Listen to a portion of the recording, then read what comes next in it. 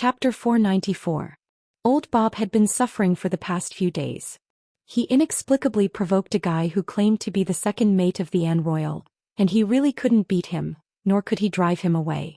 He hated the fact that he coveted this person's clothes that looked like they were made of good quality fabric. He was possessed and wanted to test him, but it turned out that he had led a wolf into the house and walked right into the trap. Since then he had been stuck to him. The attic with only one room and one bed on the roof was occupied by a dove and a magpie's nest. The owner of the attic was beaten up and had no choice but to spend an entire day cleaning the place with tears in his eyes. Although the clean and tidy room looked quite comfortable, especially the bed with new bedsheets and cup covers, old Bob, who was used to sleeping in a dog kennel, couldn't believe his eyes. This was a star-rated hotel that could only be enjoyed after a big business deal. He really wanted to sleep there for a night. But old Bob said that he was sleeping on the floor. It had been 3 days since he was occupied. One person eating became 2 people eating, and this person with a big fist had a very picky appetite. It was extremely difficult to serve. Sir, it's been 3 days. May I ask, what are your plans? I've already sold the bronze fireplace for this roast goose. If I don't think of something, I can only move this bed for meat tomorrow. The two squatted on the ground together, and old Bob finally mustered up the courage to say so. Qin Guang raised his head and looked around. He was also quite embarrassed. Old Bob was right. This bed was indeed the last piece of furniture in this house that was less than 10 square meters. He always lived and ate his food and beat him up from time to time to urge him to work. Seemed to be a little too much. Bob, don't worry. Since you followed me, I naturally won't let you suffer. I swear in the name of Right Qin. I already have a whole set of plans, but the situation is a little more complicated than I thought. You also refused to talk to me about the current situation of my crew. You have to understand that it's all your fault that I can't contact my crew, Qin Guang promised casually. Bob wanted to cry. He wanted to shout out loud. Actually, I didn't follow you. It was you who pestered me, okay? Also, we're really going bankrupt. Old friend, think of a way to tell me some information. Anne is a nice person. She's not as scary as you think. Let's talk about Anne Royal for a while. She won't come from the West Sea to eat you. As long as you follow me well, I can even introduce you to the ship and make you a member of the noble Royal Anne's crew. You know little Winnie, right? He's the slave we rescued from the Jibri pirates' floating island. He's a genius, and I'm the one Winnie admires the most. Believe me, as long as you follow me, our journey will be the sea of stars. Old Bob was shocked. What? You're talking about the Blood Hand Wally who's ranked in the top 100 of the bounty list of the entire Transient Sea? Oh? Winnie Jr. was in the top 100 of the bounty list. Who the hell were the Blood Hand evildoers? When I left, he was just a cute snot-nosed ghost. Sir, will you swear on your life that you are not deceiving me? If you really are the second mate of Right, I do dare to talk to you. But if you're not, people will really die. You don't know how terrifying the 12 emperors of the Transient Sea are, especially the ship of God blessed, the Anne Royal. According to the rumors, no matter who you are, as long as you are in the Sea of Moments, if you dare to disrespect the Anne Royal verbally, the omnipresent gods will be their eyes and ears. They will definitely appear before you at a certain time and crush you into pieces. Idiot, you think I'm bragging after all this time? Also, was the Annie so mysterious? Don't you see how long I've been muttering here? So what if I scold him? Annie, come and hit me, you big-breasted girl. Why don't you come and beat me up? Clapping his hands, Qin Guang continued. Look, isn't there no one to beat me up? Old Bob's face turned pale with fright again. He plopped to the ground and said, No. Don't. I'm begging you, stop it, I'm begging you. Alright, I won't curse anymore, okay? Can we get down to business now?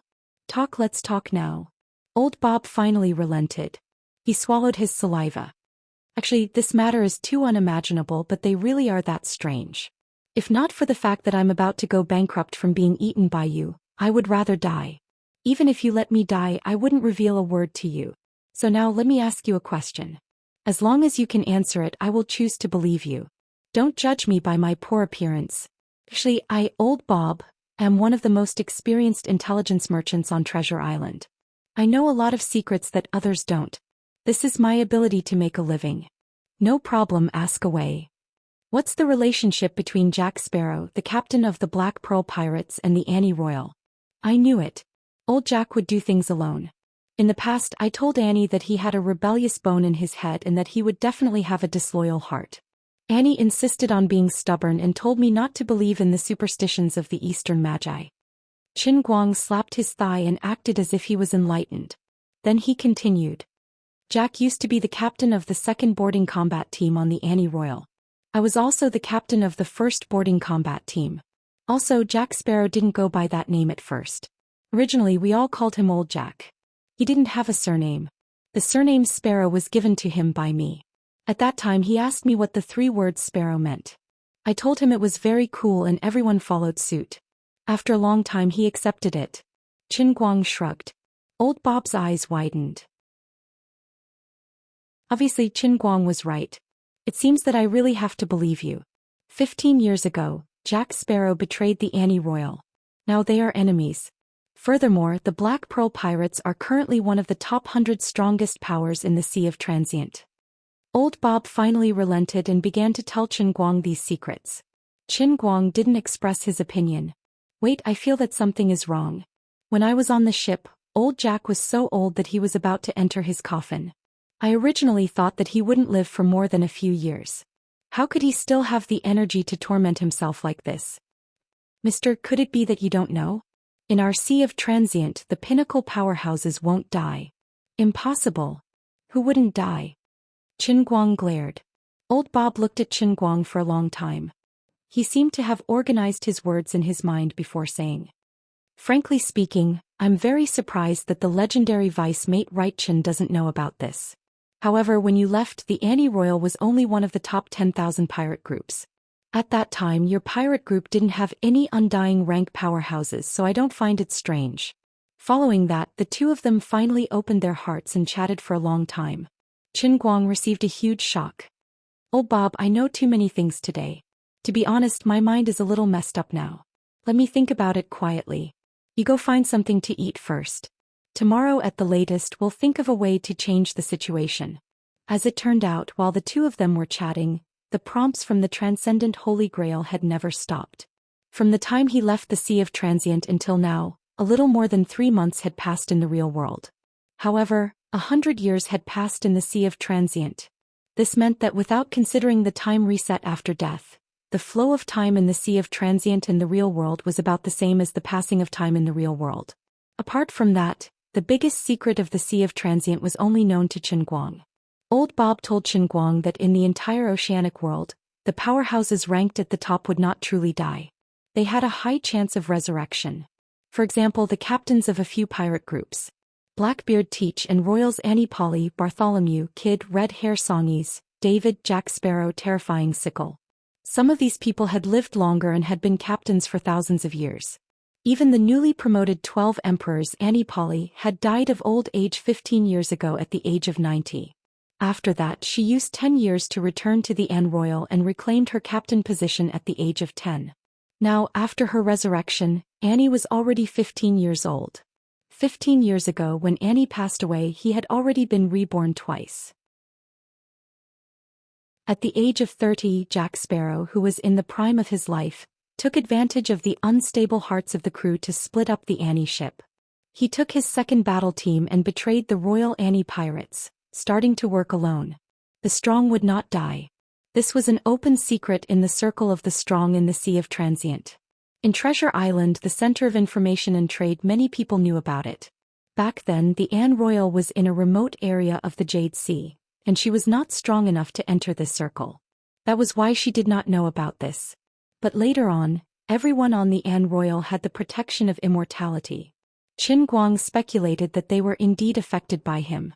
Even among the other pirate groups of the 12 emperors, only a small number of the strongest members could reincarnate and not die. All the members could not die. This was the fundamental reason why the Anne Royal could rise so quickly in 100 years.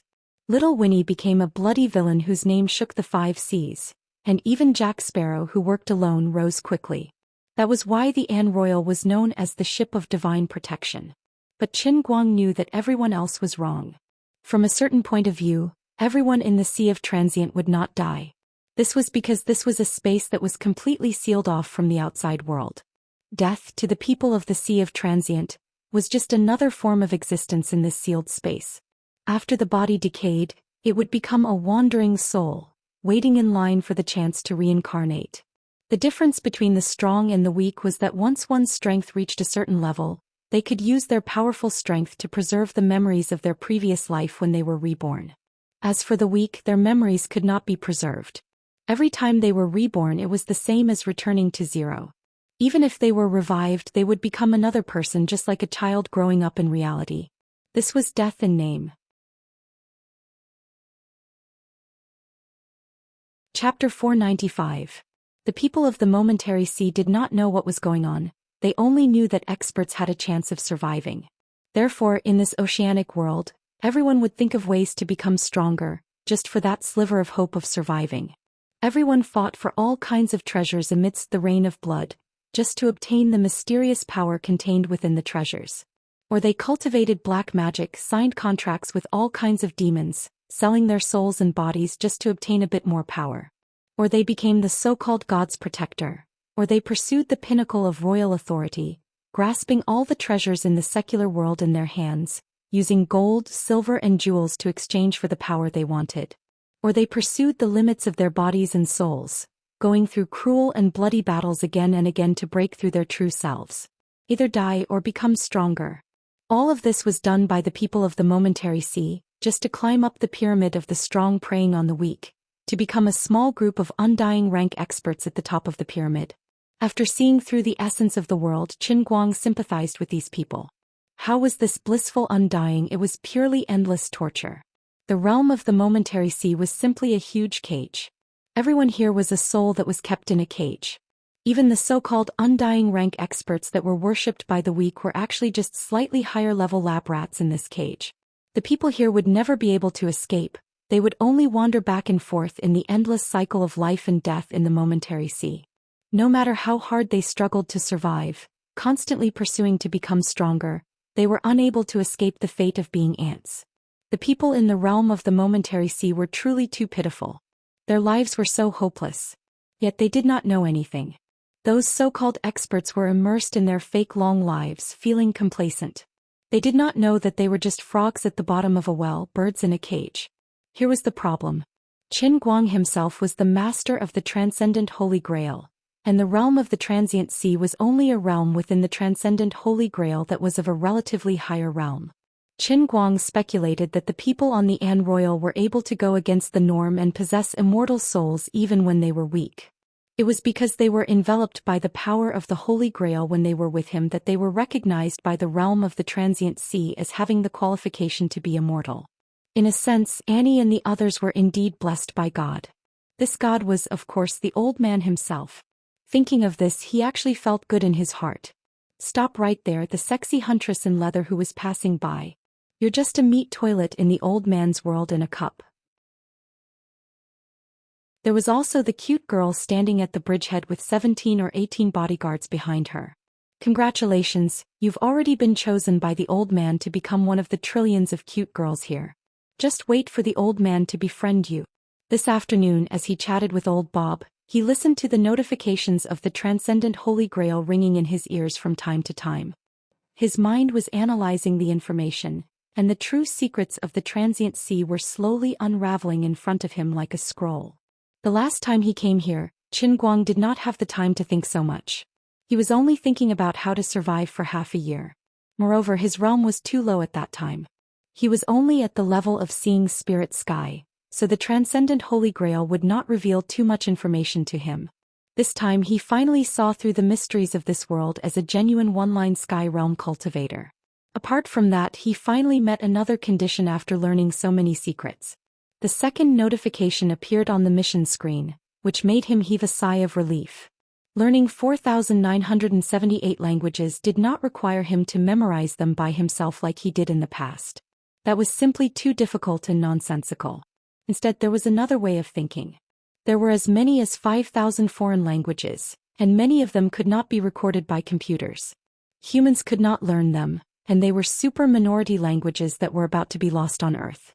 At the very least, only a few dozen people knew them. If Qin Guang were to learn them like English word by word, sentence by sentence, it would be nonsense. Back then, he could only learn English in the transient sea thanks to the 9-year compulsory education system. Otherwise, it would have been a waste. The mission he faced this time was too difficult, too profound, and too deceptive. Therefore, the considerate Transcendent Holy Grail launched a special service. Devil Juice Series. First, he would spend 10 million faith points to exchange for a legendary Devil Juice extractor. Using this Devil Juice extractor, he would be able to produce a cup of fresh and delicious Devil Juice by spending another 600,000 faith points. As long as he could make someone drink this Devil Juice extractor willingly, Qin Guang would be able to obtain the other party's language ability. Of course, this was very difficult. Although Qin Guang was known as the second officer of the An Royal, he was very clear that his personal strength was at most in the top 10,000 of the Transient Sea. If he were to jump around arrogantly and drink juice whenever he saw someone, it was very likely that he would end up being chopped into pieces by some big shots on Treasure Island. He was not afraid of death. After all, he could still resurrect. However, this resurrection would not reset and his enemy was still there. He was afraid of dying again 100 times in a row. Therefore, Qin Guang set his sights on another item that appeared on the mission screen, the divination ball worth 6 million faith points. This divination ball sounded like a piece of black technology, but it was actually just a communication device that could directly connect to the projection screen in the Cloud City in the outside world. Using this divination ball, under the premise of paying 10,000 faith points per minute, he could see any place in the Transient Sea. There was no place that he couldn't go. But here came the problem. Previously, when he had just broken through to One-Line Sky, Qin Guang used the projection screen to peep on Annie bathing in Cloud City. Calculating with his fingers, Annie should have been around 60 or 70 years old at that time. His face turned green. "You're an old monster. 60 or 70 years old, but you still look like a 30-year-old plump woman. I've really been fooled by you. Forget it, don't think about those useless things." Qin Guang clapped his hands. Here comes the idea. He opened a divination house and used the divination ball to divine for people. He specialized in searching for people and items. Then, in the name of black witchcraft, those who wanted to divine for him had to willingly consume the devil's juice. The price was that they would lose their ability to speak. In the real world, this kind of fraudulent business would not have any business. But this was the Transient Sea, a place where the strong preyed on the weak. This was the Transient Sea that contained countless treasures. Undying rank experts were not eternal. In the long history, there would always be undying rank experts who, due to various reasons, would lose their ability and qualifications to retain their memories during a rebirth. It could be that their power was taken away after they were defeated, or they could have done something that caused the gods to despise them and lose their qualifications. It could also be that too many rebirths diluted their memories of when they first became strong, or it could be that they were too unlucky. The reason was not important. The important thing was that these people would have to start from the beginning again after they were reborn. For example, there was an invincible overlord who once ruled the Eastern Sea region for 3,000 years. He had so many treasures that it made people's hair stand on end, but his paranoia made it so that he was the only one in his pirate crew who knew where the treasures were hidden. One time, this overlord very arrogantly ran to Middle-earth continent alone and slept with the king's daughter. The king paid the price of 2,000 soldiers' lives to capture him, but his pirate crew did not choose to save him and instead betrayed him. This overlord was executed with a smile. When he was executed, he said very arrogantly, "I will make a comeback. You want my treasures? Dream on." But in the end, he did not return and disappeared in the long river of history, just like many pirate kings who were as powerful as him in the past. It was said that his treasures were hidden in an even deeper sea region outside of the Eastern Sea region. He once revealed the name of that sea region to his subordinates. He called that place the Myriad Sea. This overlord's name was Gorger Roger. Even now, thousands of years had passed, and there were still many pirates who set off from the various seas, diving into the boundless outer realm sea in search of the illusory Myriad Peaks Sea, all for the sake of obtaining Roger's enormous wealth that was beyond everyone's imagination. In short, the history of the Transient Sea was too long, and the treasures that were lost in the depths of the sea were too many. The few continents with Middle-earth continent as the head also had their own legends. The numerous floating islands also had their own stories. Even Earth had a mysterious sea region like Bermuda that surpassed mankind's modern technological wisdom, let alone the Transient Sea, which was countless times larger. The mysteriousness and greatness of the sea was fully displayed in the Transient Sea. So, Qin Guang had reason to believe that his divination house would definitely prosper. Doing things in the name of the not uncommon black witchcraft was not considered ostentatious. One must know that in the transient sea, there were countless black witchcraft that was more vicious than taking away one's ability to speak. Compared to others, Qin Guang's was simply too gentle. So now that everything was ready, he only lacked the faith points. Everything was perfect, but looking at the 387,465 faith points that had not increased at all since he entered, he was completely dumbfounded. The juicer required a total of 10 million, producing a cup of juice required 600,000, the divination ball required 6 million, and maintaining the divination cost 10,000 per minute. The existing 390,000 faith points could only be exchanged for some gold berries in the transient sea. What's the use of it? No matter how one looked at it, he was adorable. Just as he was about to curse, suddenly his faith points shot up a little. He waved his hand disinterestedly. A day in the real world was equivalent to a year in the momentary sea. Now that he was squatting here, he would earn about 100 points of faith every day. That would be about 50,000 points of income every year.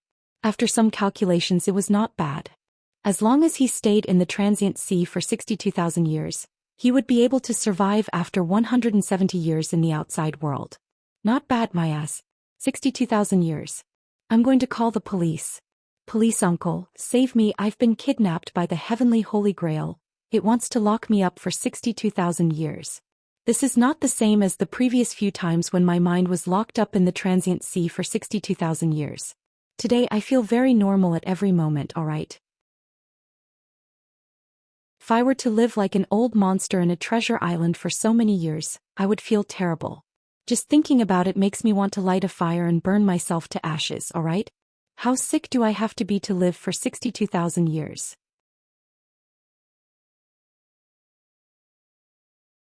Chapter 496. At this time, the Transcendence Holy Grail's notification came. Due to the uniqueness of this mission, the Savior's time in the outside world is at a complete standstill. Qin Guang's tears flowed down his face. Alright, he doesn't need to see his own epitaph the moment he opens his eyes. Wait a minute. Since the outside world is at a complete standstill, why the hell did I suddenly gain a bit of faith? This doesn't make sense at all. Suddenly, a familiar figure appeared in his mind. It was a one-eyed, one-armed, one-handed woman standing on her ship and shouting at her crew. It was Lung Qin and her Radiance pirates who had inexplicably barged into the Sea of Moments. That's right, this bit of faith was given by her. Thanks to the Heavenly Holy Grail's data query function, Qin Guang checked back for 3 days. Just as he had expected, the faith output had been extremely stable over the past few days, with 1 point every day. Qin Guang clapped his hands. I'm also stupid. If the people outside can give me faith, then the people in the Sea of Moments should be able to as well. To be honest, with the population of the Sea of Moments and the technological level of the Middle Ages, if they could incite fanatical worship, why would they need to worry about faith? Thinking of this, he looked up some of the most basic parameters from the mission description screen. Only then did he realize that some of the data he had guessed based on common sense was wrong. Mission world name. Sea of Moments mission details. Master 4,978 languages. World total population. About 178 billion. Mission completion. 0 Realm of the Fleeting Sea. Mission completed. 1. Mission completed. Name. English learning. The population of this world was much more than he had imagined. This was because his activities were mainly concentrated in the Jade Sea and he had never been to other places. Apart from this, he didn't know that his flower tea had actually turned into several continents. At that time, the An Royal was only the king of the Jade Sea. It was still a far cry from its current position of being one of the 12 ocean emperors of the 5 seas. Seeing the population, Qin Guang's eyes narrowed into slits. On Earth, his influence was mainly concentrated in his own country. Now he could get about 50,000 faith points a day, and the population here was more than 100 times that of China. He was going to be rich. Pushing the door open with a bang, Qin Guang grabbed the collar of old Bob, who was squatting outside in a daze, and quickly walked to the Purple Rose bar outside the slums. There was a piano there. Old Bob, do you appreciate the piano? Old Bob's neck was painful. Mr. Wright. Wait, the door isn't closed yet. Don't talk nonsense. Is there anything worth stealing from that broken house of yours? I asked you if you know how to appreciate the piano. Old Bob looked at the front door with a pained expression. Mr. Wright, are you talking about the magnificent performances of those bards? I felt that it must have been the most melodious sound I had ever heard.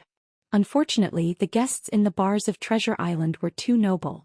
We couldn't get in like this. In all these years, Purple Rose had only found a bard who could play the piano once. I heard that in order to have him play a song, the lady boss paid 3,000 gold berries and slept with the bard for free for half a year. I was lucky enough to be there. Oh, it was so much better than the ragged voices of men quarreling. Qin Guang's footsteps froze. It can't be.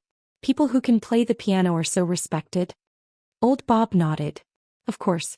In the entire Sea of Transient, the rarest people are musicians. They are even rarer than undying warriors. Is it that difficult to learn the piano? Old Bob shook his head then nodded. I don't know if it's difficult or not, but every bard treasures his craft. They'd rather take their tunes to hell than teach them to others. No one left behind music scores? Isn't that bard a little too selfish? Qin Guang was puzzled. Old Bob was at a loss. Music scores? Butter cookies? What's that? Can they be eaten?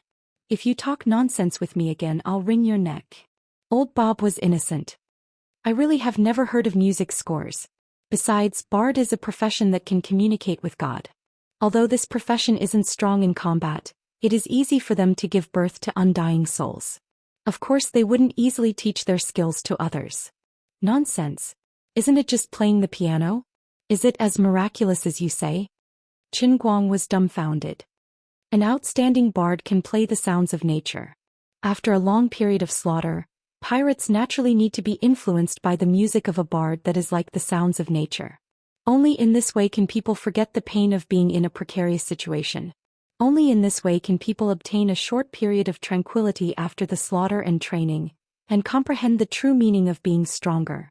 It is said that there was once a pirate from the North Sea who advanced into hockey when a great master musician Brook, one of the 12 ocean emperors, played it. Pooh! Qin Guang felt that he was about to collapse. Ever since he entered the Sea of Transient for the second time, he had been hearing Bob talk about mysterious powers, black magic, dark wizards, undying warriors and the like. He didn't think too much about it before. At most, he felt that those powerful pirate lords were like the ones depicted in the movie Pirates of the Caribbean, possessing all sorts of supernatural powers. This should be a world where witchcraft and magic was the main focus. After all, when he was roaming the Jade Sea with an royal, he had never seen such powers. He had only occasionally heard from and that some pirates outside the Jade Sea possessed terrifying magic and were extremely powerful. Only now did he finally understand that the Jade Sea was too remote. To the entire Sea of Transient, it was a beginner's village. The contestants had yet to change their professions and didn't know how vast the outside world was. When he first heard about Blackbeard teach, he was only momentarily surprised. After all, this character in Pirates of the Caribbean, or even in the history of pirates in the real world, was a legendary character that couldn't be avoided. He personally created Jack Sparrow, which made him firmly believe that the entire pirate world in the Sea of Transient should be based on the movie Pirates of the Caribbean that he had seen in his mind.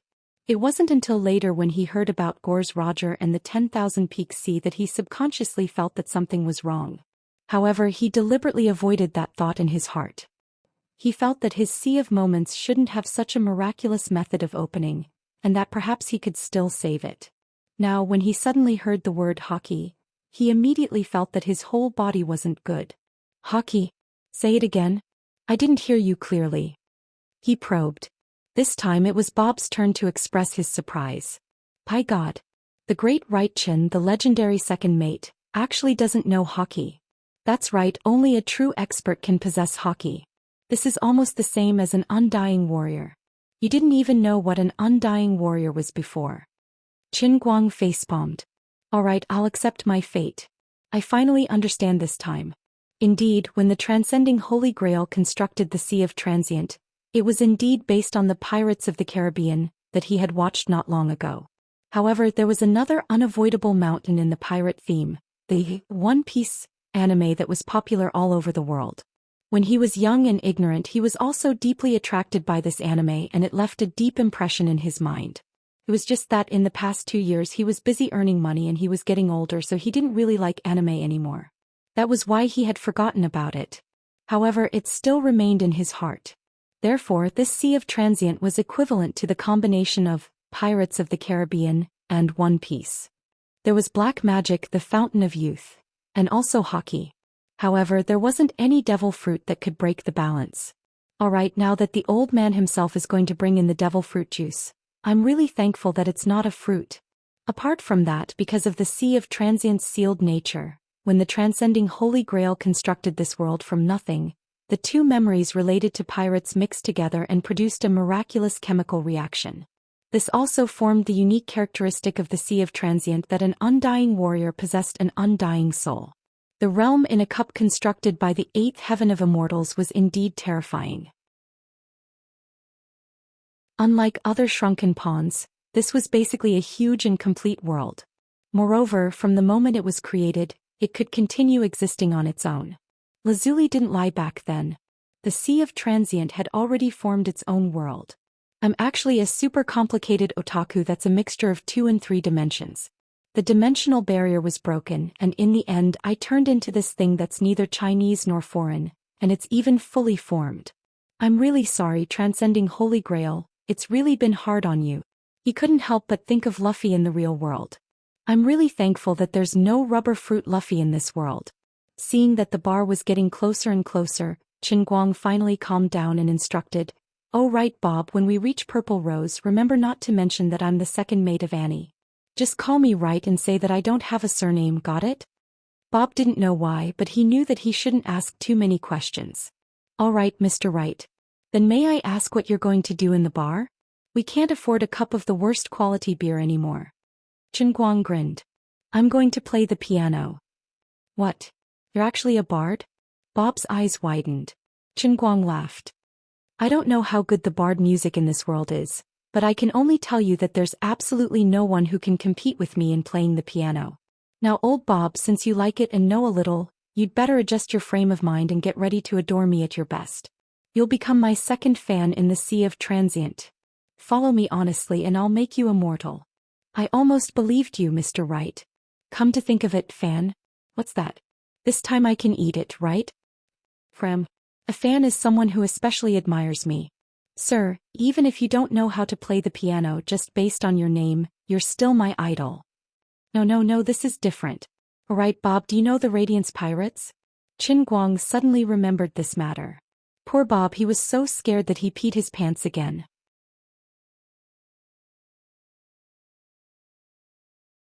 Chapter 497. By Mr. Right. Do you have a fetish for powerful female captains? Qinguang paused. He was about to reach the Purple Rose Bar. Why? The Radiance Pirates have been around for 25 years. They are rising like a comet, unstoppable. They are now one of the top 50 powers in the entire Sea of Time. Their captains, Lady Cord and Annie, are known as the 2 most powerful women in the Sea of Time. Many people even think that in a few years, the Radiance Pirates will replace one of the 12 Poseidons. For the first time in history, there will be 2 women among the 12 Poseidons of the Sea of Time. Everyone knows that the reason why Lady Cord can't break through the shackles of the 12 Poseidons is because she only has 1 hand, 1 leg and 1 eye. But once she is reborn, no one will be able to stop her. Qinguang expressed his astonishment. This is going against the heavens. Faster, Xikemi. He held onto the bar's door. Bob, go in first. Tell any of your old friends in the bar that I want to use their piano. I need to sit for a while and calm down. No matter what, whether it was Annie or Ling Qin, he had to find a way to contact one of them. Any one of them would be able to protect him. Who would have thought that the old man would have to rely on a woman to protect him in his own world? Forget it. Let's not think about that for now. Annie and Ling Qin were already at the top of the pyramid in the Sea of Time. Old Bob didn't even dare to mention Annie's name in private. He had just arrived and was unfamiliar with the place. He probably wouldn't be able to contact them for a while. Let's see if the people of the Sea of Time could give him faith first. The Purple Rose Bar was located at the junction of Bell Street. It was a small 2-story building that covered an area of about 300 to 400 square meters. The first floor was the bar's lobby, and the second floor was filled with the wretched transactions that the people of the Sea of Time loved to see. This bar was located at the border of the slums, and its positioning wasn't very high-end. Those who would come here to spend money were either lower-class residents of Treasure Island, such as people like Old Bob, or most of them were foreign pirates. People with taste would go to the wealthy area in the city center to spend money. As soon as Chen Guang pushed the door open, he smelled a strange odor. It was very unique, as if the body odor of dozens of men who had never taken a bath had been mixed together. However, the strong smell of alcohol had neutralized the stench. There was also the fragrance of roasted chicken, duck and goose dripping with hot oil. The hall was very lively. Bare-chested, bronze-skinned men gathered in groups of 2s and 3s. Sometimes they would laugh and drink with each other. Sometimes they would arm wrestle with each other on the wooden tables of the bar. The loser would be dejected and the winner would clamor that they had to buy him a drink. Otherwise, if they met someone with great strength, the only loser would be the bar table. At this time, the waitresses in the bar would stand in front of the group of men with a tearful expression and pitifully ask them to pay. Among the 70 or 80 guests here, there weren't any elegant people. They were all dressed differently. Some wore animal skins, some wore close-fitting brown leather armor, and some wore neat linen clothes. Most of them were bare-chested. In the large hall, the most elegantly dressed person was probably the bartender behind the counter. He was wearing a black vest and a white shirt. The tall bartender was pouring cocktails one after another with dazzling movements. Bob, on the other hand, was arguing with a young blonde in a lace dress behind him. He seemed to be very agitated. Qin Guang walked over. "Mr. Wright, this is Janet, the current owner of the Purple Rose. She doesn't agree with you using the piano." Old Bob himself did not believe in his heart that this Mr. Wright could play the pianoforte, but it had to be done. Qin Guang turned to look at Janet. This girl was roughly 15 or 16 with a well-developed figure. It was just that her face was covered in freckles that ruined her beauty. At the same time, she had a stubborn look on her face. "Sir, I don't know you and I've never heard of you. My mother, who passed away last month, spent a lot of money to buy this piano. Although it hasn't been played for several years, I can't let an unknown person put his hand on it. What if it's damaged?" Janet said stubbornly. Old Bob's face darkened. "Janet, do you know who you're talking to? You'll bring disaster to yourself and your bar." Qin Guang waved his hand. "All right, Old Bob, shut up. Miss Janet, how much is this piano worth?" "You're Mr. Wright, right? Do you want to buy my piano?" 30,000 gold berries. Janet put up 3 fingers. Old Bob sprang to his feet. "Nonsense. 30,000 is brand new, but the dust on your piano can be used to build walls. It's been here for 10 years. Janet was neither servile nor overbearing. "But in these 10 years it's only been played once, hasn't it? Uncle Bob, you're a regular customer of Purple Rose. You know best. Although it's old, it's also very new. Actually, I don't want to sell it. This is the memory my mother left me. You know how much my mother paid to have it played once. Here's 30,000 gold berries. I'm not buying it. I just need it to be played a few times. If you really break it, this money is my compensation to you. Otherwise, consider it a gift from me." Suddenly, Qin Guang took out a big sack from his back and threw it at Janet. The sack contained a total of 300 gold coins, each equivalent to 100 gold berries. "Faster, thief. Mr. Wright, where did you get the money?" Bob felt like he was about to collapse. He'd been eating so much for the past few days. He didn't even give a dime the whole time. Suddenly throwing out 30,000 gold berries was really sad. Qin Guang grinned and patted the old man on the shoulder. "Bob, you have to understand that no amount of money can buy eternal immortality.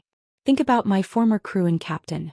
I wasn't sure before, but now I can tell you clearly that this is indeed my credit. You know." The 30,000 gold berries was directly exchanged with his faith points. The price was lower than he imagined. It only cost 300 faith points. It seemed that his existing nearly 390,000 faith points were enough for him to squander for many years. "Okay, sir, but when you go back tonight, can you first buy a dining table? It's detrimental to your noble status to squat on the floor and eat." Qin Guang ignored him.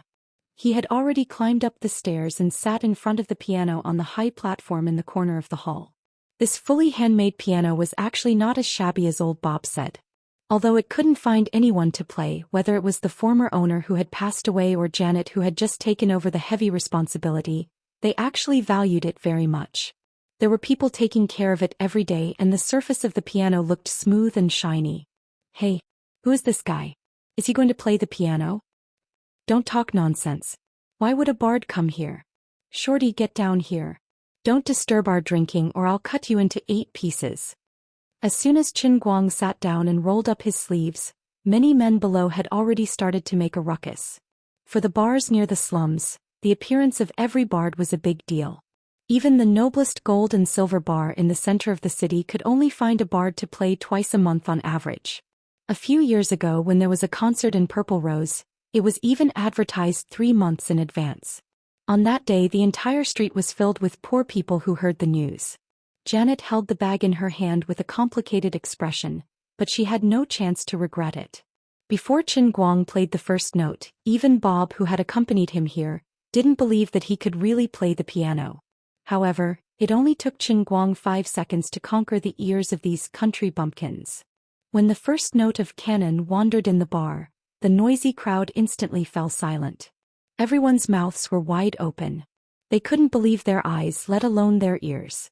This was really an amazing, talented bard. They had never heard this song before, but it was so beautiful. Everyone seemed to be surrounded by countless elf-like notes. They even had hallucinations of seeing elves cheering and jumping around them. The ethereal sound of the piano shook the hearts of these pirates, who usually only knew how to kill and drink blood. It was as if they had returned to their youth, returning to the naivety and ignorance before they set foot on the sea. What a beautiful sound. The crisp sound of the piano seemed to be hitting the softest ribs in the depths of these people's hearts. Bob's hands were clenched, his heart was beating fast and his eyes were full of disbelief. He was even more shocked than when he had confirmed Qin Guang's identity for the first time. Oh my God, I've spent so many days with a noble bard. Yes, he had almost forgotten that Qin Guang was the second mate of the An Royal, because a bard was so rare. Janet's hands clasped her chest tightly, her heart beating with the notes. Is this the magic of a bard? Why is my heart beating so fast? Why is my face so red? Why do my eyes seem to see a sky full of stars? The hot-tempered drunkards put down the wine glasses in their hands and turned their heads at the same time.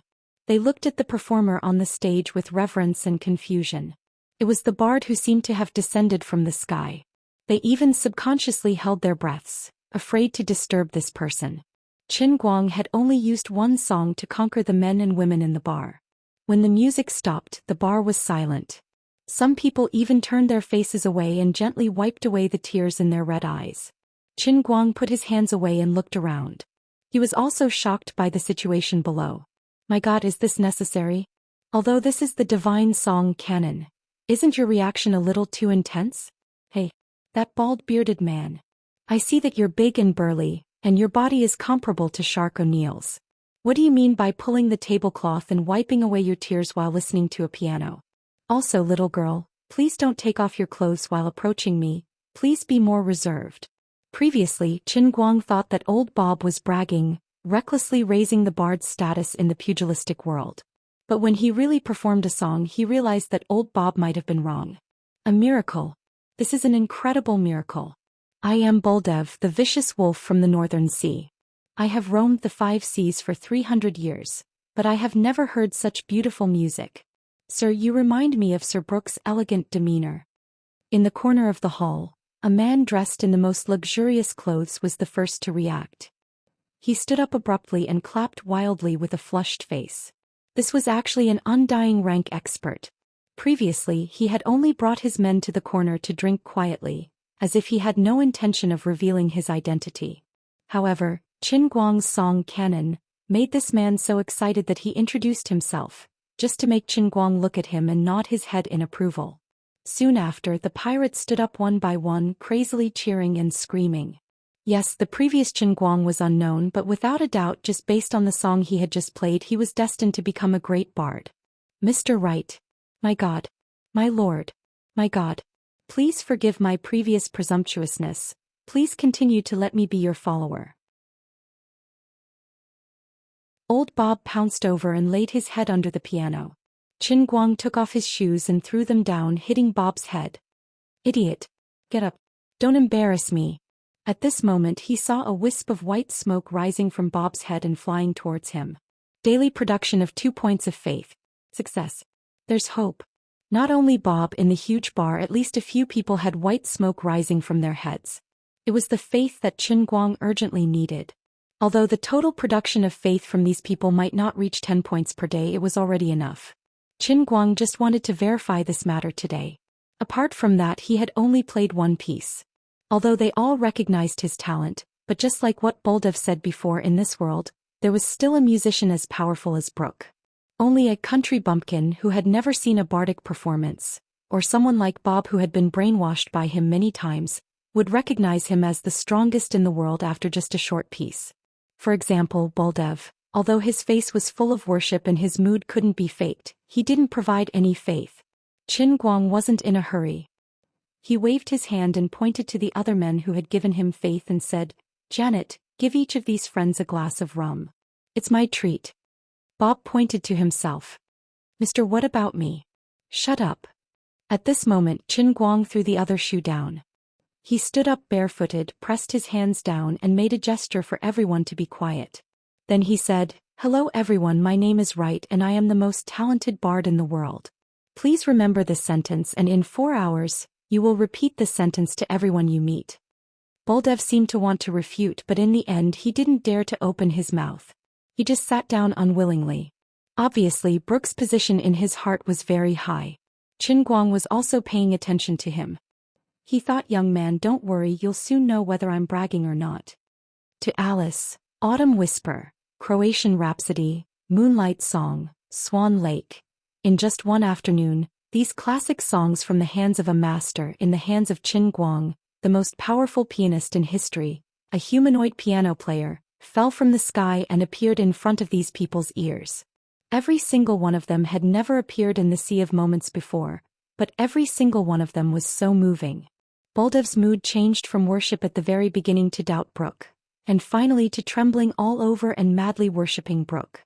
It only took an entire afternoon for this to happen. 4 hours later, Boldev slowly got up, his right hand gradually turned black, and a burst of black gas came out from it. His armament hockey has advanced. The purple rose bar was packed to the brim with hundreds of people. They were filled with admiration and speechlessness. They are worshipping the strong Boldev, and they are worshipping Mr. Wright, who is sitting on the high platform and playing the movement of God. That's all for today's performance. Thank you for your support. Qin Guang got up and took a deep breath. Hundreds of faith points turned into mist and gushed out from the forehead of each of the hundreds of people present. 1,000 points a day. When he thought of the 178 billion people in the world of the Sea of Moments, Qin Guang was overwhelmed by this sudden happiness. I'm not dreaming, am I? It seems that the bards in the Sea of Moments are very popular.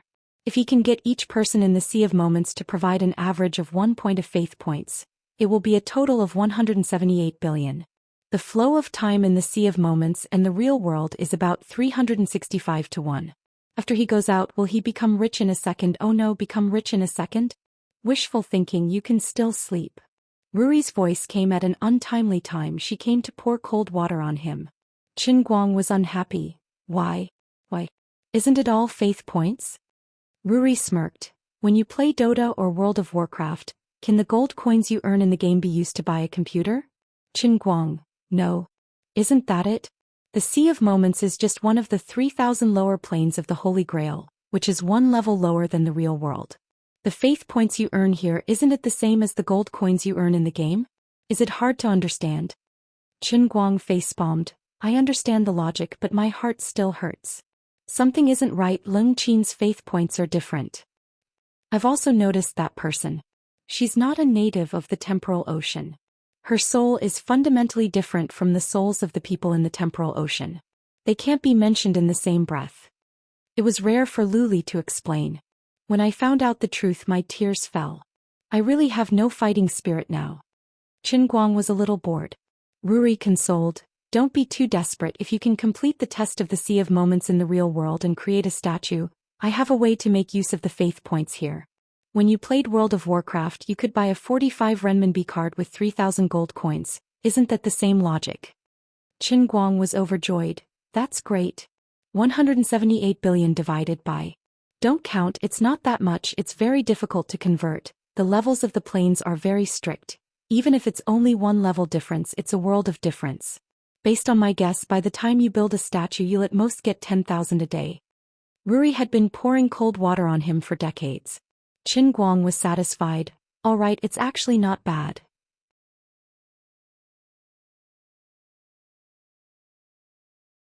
Chapter 498. The next day, the Purple Rose Bar announced its closure, disappointing many pirates and music fans who came after hearing the news. Yesterday's incident happened in a hurry, but when Qin Guang played the second half of the song, the people on Treasure Island, whether noble or lowly, began to rush over. However, the Purple Rose Bar was only so big. After squeezing 800 people inside, there was almost no place to stay.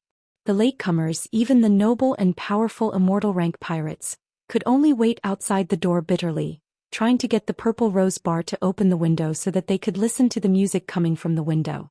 If it was another place, how could these brave and ruthless pirates be so obedient? Even if it was just a matter of going to the toilet, they would draw their swords against each other. However, it was rumored that there was an unprecedentedly powerful bard sitting inside, so they didn't dare to act rashly. Usually, the strength of a bard was judged by the movement that the bard mastered. After all, except for a small number of strong dual cultivators such as Brook, the bard's combat strength was not very good, but no one dared to look down on them. Just like yesterday's Buldev the Vicious Wolf. Although it was well known that he increased his hockey on the spot while enjoying the movement, it was still very rare. Being able to make others stronger would earn the respect of the world. There were even many powerful pirates who had been helped by the bard and regarded him as their own soul teacher. The truly terrifying thing about a bard was that behind him stood countless powerful pirates who had been helped by him. If there was no irreconcilable hatred, no one would be willing to offend a bard. After a night of brewing, the news spread throughout Treasure Island. So many people came to the door of the Purple Rose Bar early today. However, the bar was closed. More and more people gathered outside and everyone was very anxious. They were afraid that it would be like yesterday, that there would be no seats if they went in late. Finally, everyone elected someone to knock on the door. The one elected was the deputy captain of the Treasure Island Guards, Gale. He was close to the previous lady boss of the Purple Rose Bar, Janet's mother. There were even rumors that he was Janet's father. Although he never admitted it, it was indeed Gale who took care of the Purple Rose Bar all these years. Janet's mother was able to maintain such a bar on Treasure Island as a woman. "Janet. I'm your Uncle Gale, open the door." Gale carefully knocked on the wooden door. After a short while, Janet opened the door and welcomed Gale in. She then bowed to the people waiting outside and said, "Janet apologizes to everyone for making everyone wait outside for so long. Please don't worry, Mr. Wright has already purchased Purple Rose. The store needs a few days of renovation and will reopen in a few days. Welcome to Wright's Bar. I'm your manager, Janet." The little girl made a mischievous expression, and the crowd outside immediately burst into thunderous cheers. The reason why they rushed here was that they were afraid that Bard Wright would leave after yesterday's performance. After all, everyone knew that Bard Wright was unrestrained, mysterious, and had a high status. She didn't expect him to buy this bar and change it to his own name. What did this mean? This meant that Mr. Wright would be performing here in the future. At this time, Qin Guang also walked out and the people outside became even more excited. "He's Mr. Wright. Mr. Wright. I'm Abood from West Blue. Please let me listen to your music. I'm willing to pay 10,000 gold berries. Mr. Wright, please let me be your follower. I have observation hockey. I'm Mary from the Bloody Mary bar in the city. Mr. Wright, please come to my bar and play a show. I'm willing to serve you for a year." Everyone shouted loudly and subconsciously began to crowd forward. "Mr. Wright, do you need me to stop them?" Baldev gritted his teeth and moved his sturdy body forward. After one night, Baldev, the North Sea Vicious Wolf, has given up his identity as the leader of the Vicious Wolf Pirates and chose to stay in Purple Rose, stay with Qin Guang and become a follower of Qin Guang. Although he had a rough appearance just like his nickname Vicious Wolf, he had keen insight. Baldev knows very well that as long as Mr. Wright is willing to take him in and serve him, there will be many opportunities to listen to his performance. Sooner or later, under his influence, he will be able to comprehend the legendary Haoshiku haki. Qin Guang raised his hand slightly with a calm expression and pressed it down. Everyone, don't quarrel. Be quiet, please be quiet. Although his voice was very light, his words carried enormous weight. The noisy crowd quieted down in an instant. The change was so fast that Qin Guang himself was surprised. But he quickly adjusted his mood and put a warm smile on his face. Hello everyone, I'm Wright, the owner of the Wright Bar. As many of you can imagine, I'm tired of being homeless and traveling. Now I want to stop my pursuit of truth and share with you the philosophy of life that I've learned from the sun, the tides, the storms, the quiet and serene night sky, the sunny noon, and the endless beautiful scenery. There was no need to prepare a draft when bragging. Bob, who was hiding behind him, muttered, "Mr. Wright really knows how to brag, he's at most 100 years old." "Oh Bob, what did you say?" Baldef next to him asked. Bob's eyes widened. "Baldef. I'm Mr. Wright's first follower. You have to call me Mr. Bob." "Okay, little Bob." Bob was furious, but there was nothing he could do. With Baldef's age as an undead rank expert, calling him little Bob really wasn't inappropriate. Qin Guang didn't have time to care about what the two people behind him were whispering about, but continued to maintain his noble, elegant, mysterious, and imposing appearance. Sure enough, the crowd outside was moved by his saintly appearance. Heavens! How poetic! Mr. Wright has actually lived for thousands of years. Who would have thought that there would be such a great and almost immortal bard above the sea? Silently comprehending life and now so generously helping others, you are simply the second sun that always shines in the sky. Just like your name, your brilliance will illuminate the entire transient sea. Almighty Wright. Generous Wright. Light of the Treasure Island. Qin Guang's face was about to burst from smiling. He hadn't even started work yet, but the 1 to 2,000 people below were already sending letters of admiration. What innocent and adorable people, what pure faith, I really love you guys to death, my honest little friends. However, I can't let everyone come here for nothing. Bob, Baldef, find a few more people and break down the wall for me. I want to play the song Blue Danube River.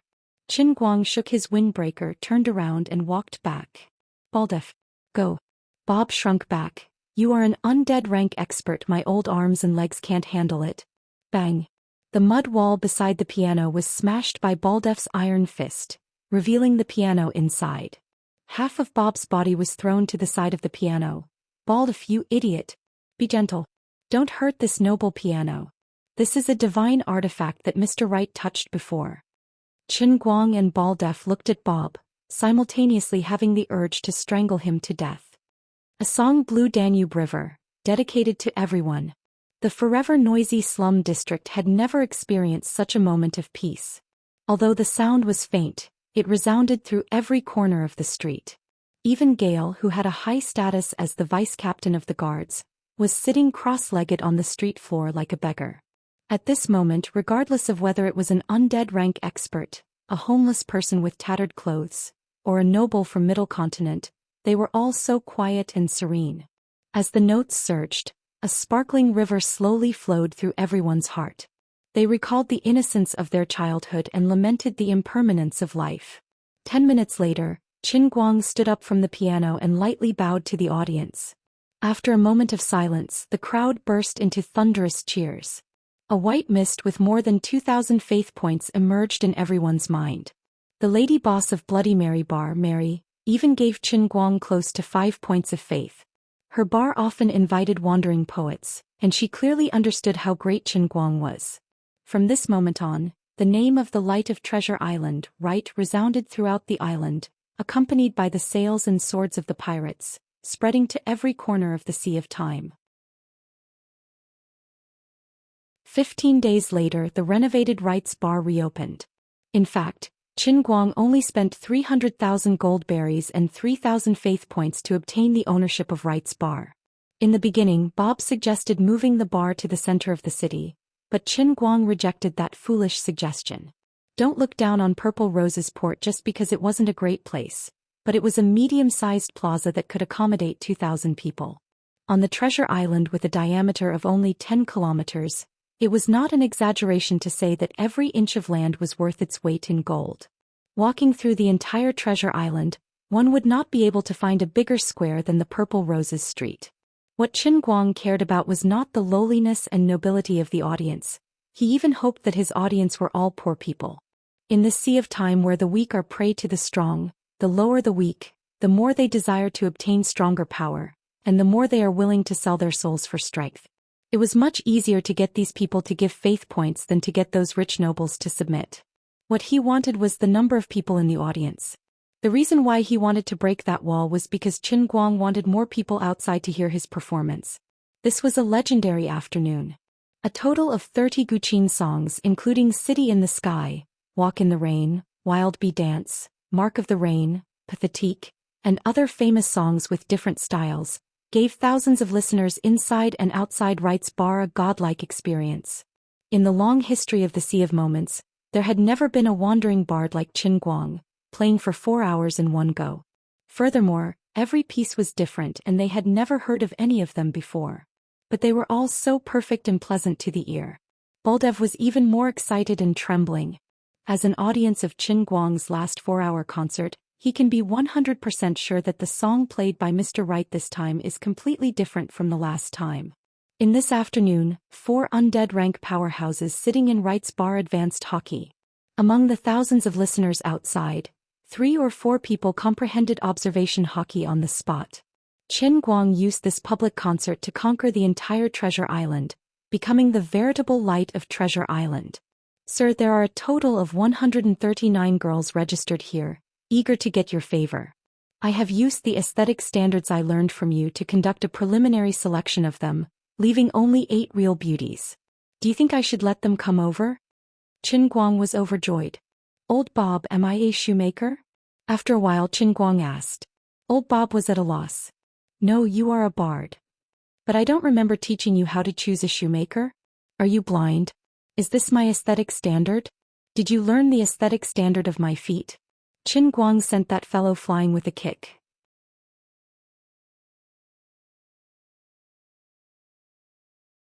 Chapter 499. From the day of its birth, Wright's bar was destined to be extraordinary. This should be the first bar on Treasure Island founded by a bard, or perhaps the first bar in the entire Sea of Time. In the long history of the Sea of Time, few bards were willing to stay in the same place for a long time. For anyone living in the sea symbolizes freedom, symbolizes inexhaustible inspiration and wealth. Every person in this world with a dream is eager to conquer the sea. In ancient times, Poseidon, the overlord of the 5 seas, Magellan, the overlord of the Central Sea in the Middle Ages, and Gol Roger, the overlord of the East Sea in modern times. Every legendary hero sprinkled their legends in every inch of the sea. Even if they have disappeared, their stories are still remembered by the world. Even now, 10,000 years have passed, Magellan's statue still stands in the legendary garden in the center of Treasure Island. One after another, young pirates chasing their dreams devoutly pray in front of the statue, and will set foot on the boundless sea with Magellan's guidance. Freedom is glory. Conquer and forge glory. This is the eternal theme of the Sea of Time. More than other professions, bard is even more unrestrained. Staying in the same place for a long time, when everything around you begins to become familiar, it will be difficult for bard to find a source of inspiration in life. Only through endless exploration and adventure can one constantly obtain inspiration from the sea, and only then can one become stronger and stronger. One must become stronger in order to obtain an immortal soul. This was the case for pirates who practiced hockey, the same was true for mages who practiced magic and witchcraft, and the same was true for bards who practiced music and creation as their soul. Even a musician as strong as one of the 12 ocean emperors, Brooke, chose to take his own fleet to endlessly shuttle through the entire sea, adventuring on one mysterious floating island after another, challenging undefeatable sea beasts, and searching for treasures hidden in the depths of the sea by predecessors. Ordinary strong people pursue immortality, and immortal strong people pursue eternity. The longer they live, the more they fear that one day they will not be able to be reborn after death. Even the undefeated Gol Roger was submerged in the waves of history. Not to mention the fact that none of the 12 ocean emperors alive today can compare to Gol Roger's hegemony. Qin Guang regarded himself as a resident artist in the bar, which was normal for him. But to the pirates of Treasure Island and even the Sea of Moments, they interpreted Qin Guang's actions as great. He gave up on immortality, gave up on becoming stronger, and used his music to cleanse the hearts of others selflessly. His generosity and greatness didn't need to be sung. It would accompany the ceaseless flow of the seawater and sprinkle over every corner of the Sea of Moments. Then again, the reason why Qin Guang's fame rose was because of the world-famous songs that he had stuffed into his brain back in the world of the piano. No matter how hard a poor bard played, it would only be annoying noise. But Mr. Right was different. Every one of his songs was so beautiful, well-tempered, and flawless. He is the best piano player in history. First, his musical attainment basically stopped at the level of a player. He could only play, not create. It was impossible for him to casually create a beautiful melody on the spot like Beethoven and Mozart. Secondly, his performance was not only accurate, it was not machine-like, but it was better than machine-like. In terms of intonation, perhaps only the intonation of the original composer when he played the whole song for the first time could be exactly the same as his level of cheating through the world in a cup. Third, as a player with a large capacity that would never crash, his storage was abnormal. As long as it was recorded in human history, there was no song that he didn't know and there was no song that he didn't know. If you asked him to recite the names of the songs one by one, perhaps he wouldn't be able to remember them, but if you asked him to play it, he would have it at his fingertips. The notes and melody didn't need to be memorized at all. It had become an instinct that was engraved in his genes. How much change could a bar bring to the entire treasure island? Before Qin Guang appeared, no one would consider this question. However, a year later, when someone suddenly looked back, they realized that the layout of the entire treasure island had unknowingly changed. Although Treasure Island was a circulation island famous for trading, most of the pirate forces or representatives of the aristocratic families of Middle-earth who were in power on the island lived in the central area of the floating island. Starting from the wealthy area and the aristocratic area in the center, it was the large trading area, the slum area, the flea market area, and even the dock area for unloading and loading goods. Wright's Bar was located at the intersection of the slum area and the flea market area on the west side of the island. In this short period of a year, whether it was the representatives of the aristocrats or the people in charge of the pirate forces, they had unknowingly moved their residences near Wright's Bar. In particular, the two small buildings near Wright's Bar had been inflated to sky-high prices. One of them was bought by a representative of the top 50 strong forces in the Sea of Moments, and the other was bought by the son of a duke in Middle-earth. It was said that the duke had already set off for Treasure Island and would arrive in 2 years. This meant that Wright's Bar had forcibly changed the urban structure of Treasure Island, turning this West City district into a wealthy area. Regarding this change, although Qin Guang was not very willing, it did not affect him too much, so he just let it be.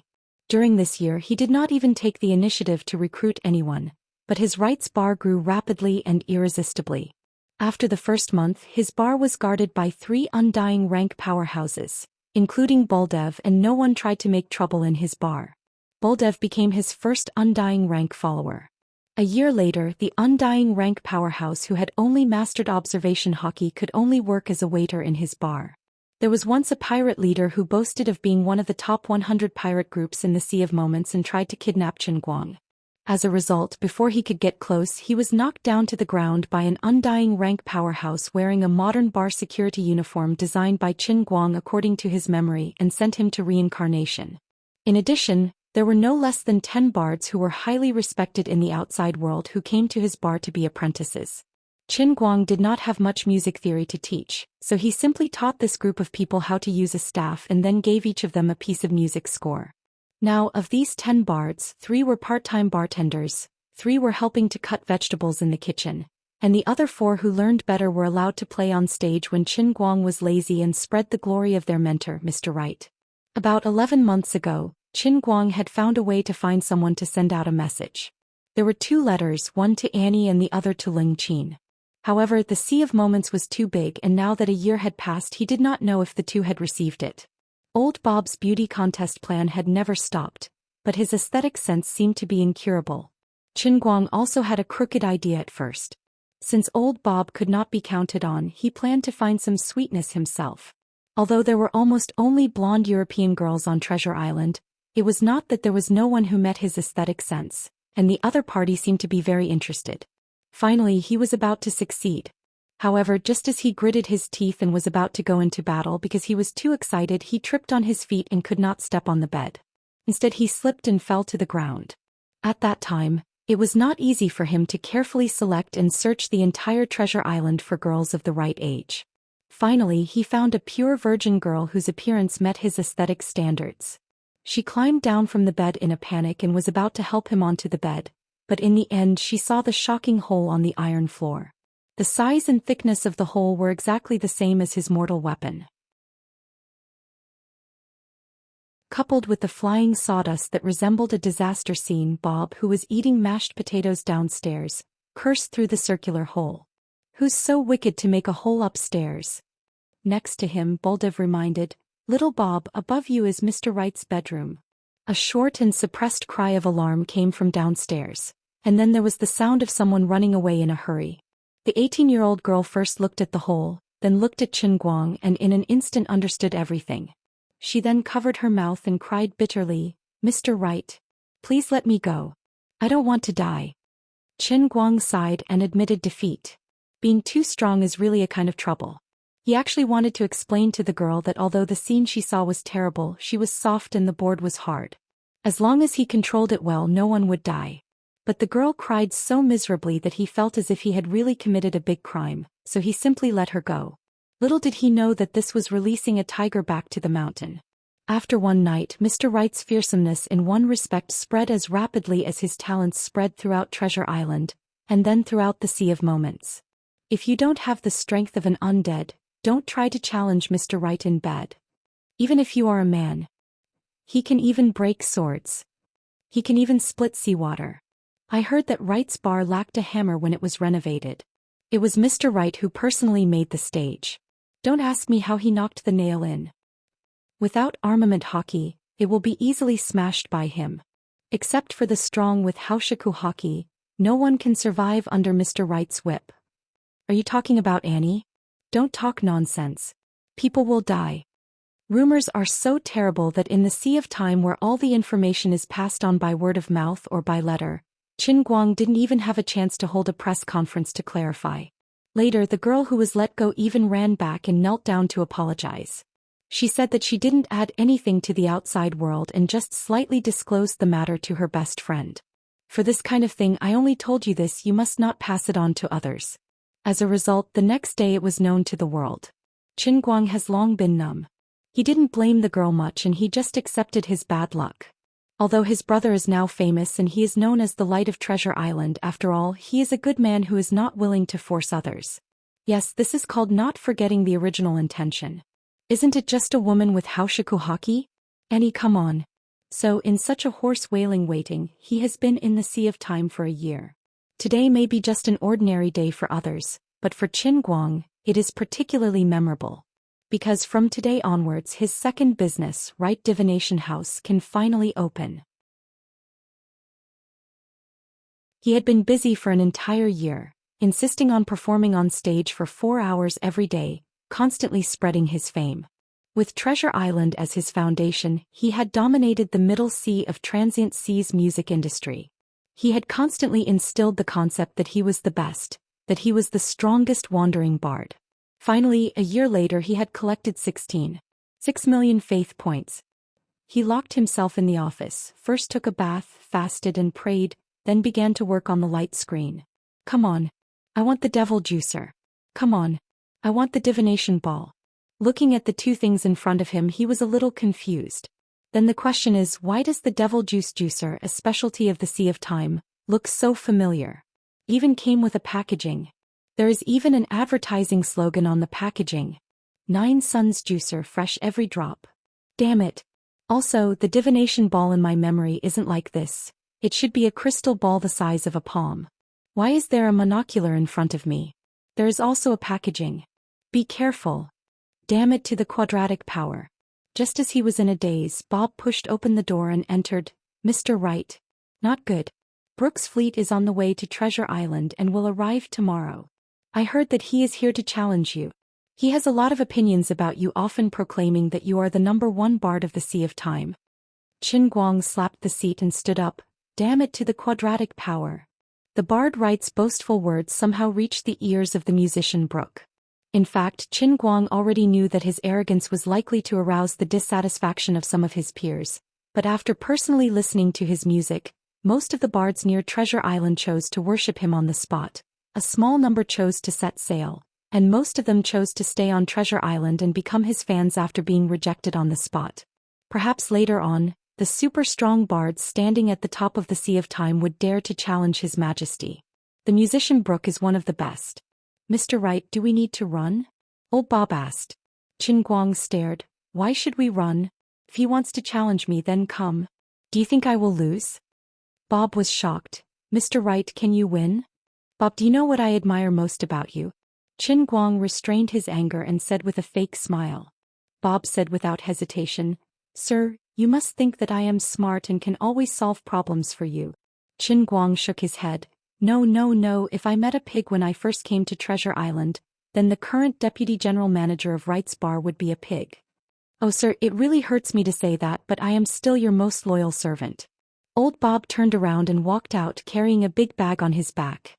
It turned out that this guy had already packed up his belongings before coming in to inform Brook. Bob, you're back. Qin Guang waved. Leave your bag with me, then go out and prepare to spread the news. Tell others that I, Wright, accept Brook's challenge. Bob made a bitter face. Sir, this is just the clothes I just ordered for you. Qin Guang said, your clothes can emit golden light.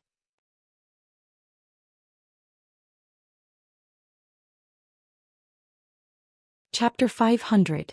After driving away the idiot Bob, Qin Guang was alone in the room, carefully checking his faith value. He had been running the Wright Bar for a whole year.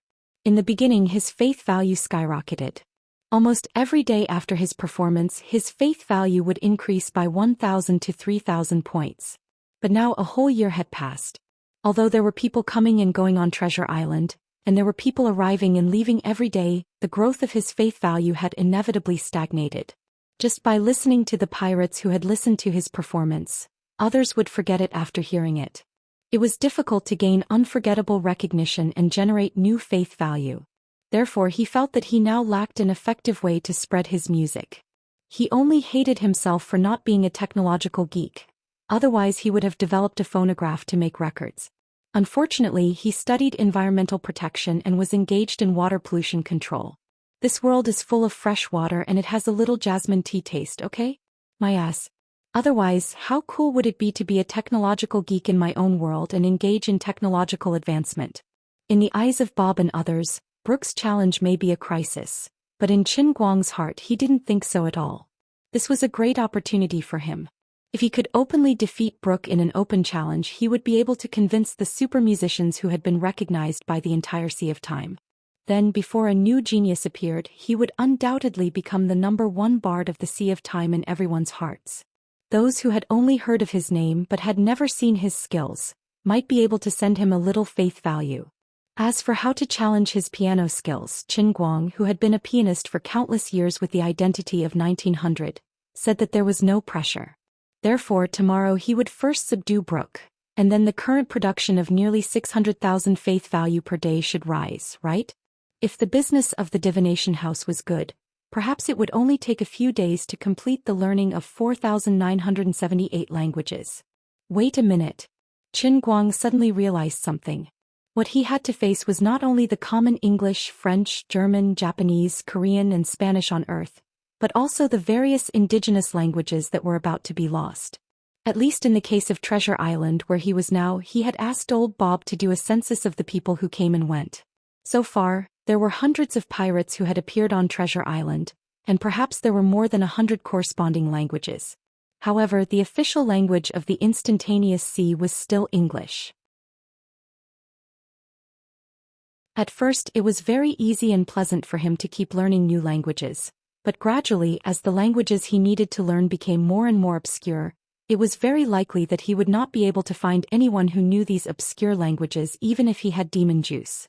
Although the population of the Sea of Time was as high as 178 billion, as long as one's efforts paid off, coupled with the divination ball's search function, they should be able to find people. But the Sea of Moments was too big. Even if they knew where he was, they might have to wait for many years to bring him over. Tens of millions of kilometers in a minute, okay? For example, if some unlucky race with a rare language was living on a certain floating island near the border of the Sea of Moments, how were they supposed to bring them over? Although most of the population of the Sea of Moments was concentrated in the five seas, everyone knew that the seas outside the five seas were the most mysterious and boundless. For example, the Wampy's Sea of Gorger Roger. It seemed like no one could find it now. Qin Guang expressed that he was starting to panic. He felt that the setting of the Heavenly Holy Grail was very unreasonable. It was simply a scam. "Lori, come out and save me," Qin Guang shouted in his heart. Luli cursed in her heart unhappily. "What? I'm busy. You should know what I was thinking just now, right? Give me an idea. I'm now locked up in Treasure Island and can't move. What if some remote Hebrew language is on the side of the cup?" Qin Guang said anxiously. Lori chuckled. "Don't worry, when your daily production of faith reaches 100 billion a day, you will find some surprises. Let me give you a small tip: you can't leave Treasure Island, but isn't Treasure Island a floating island?"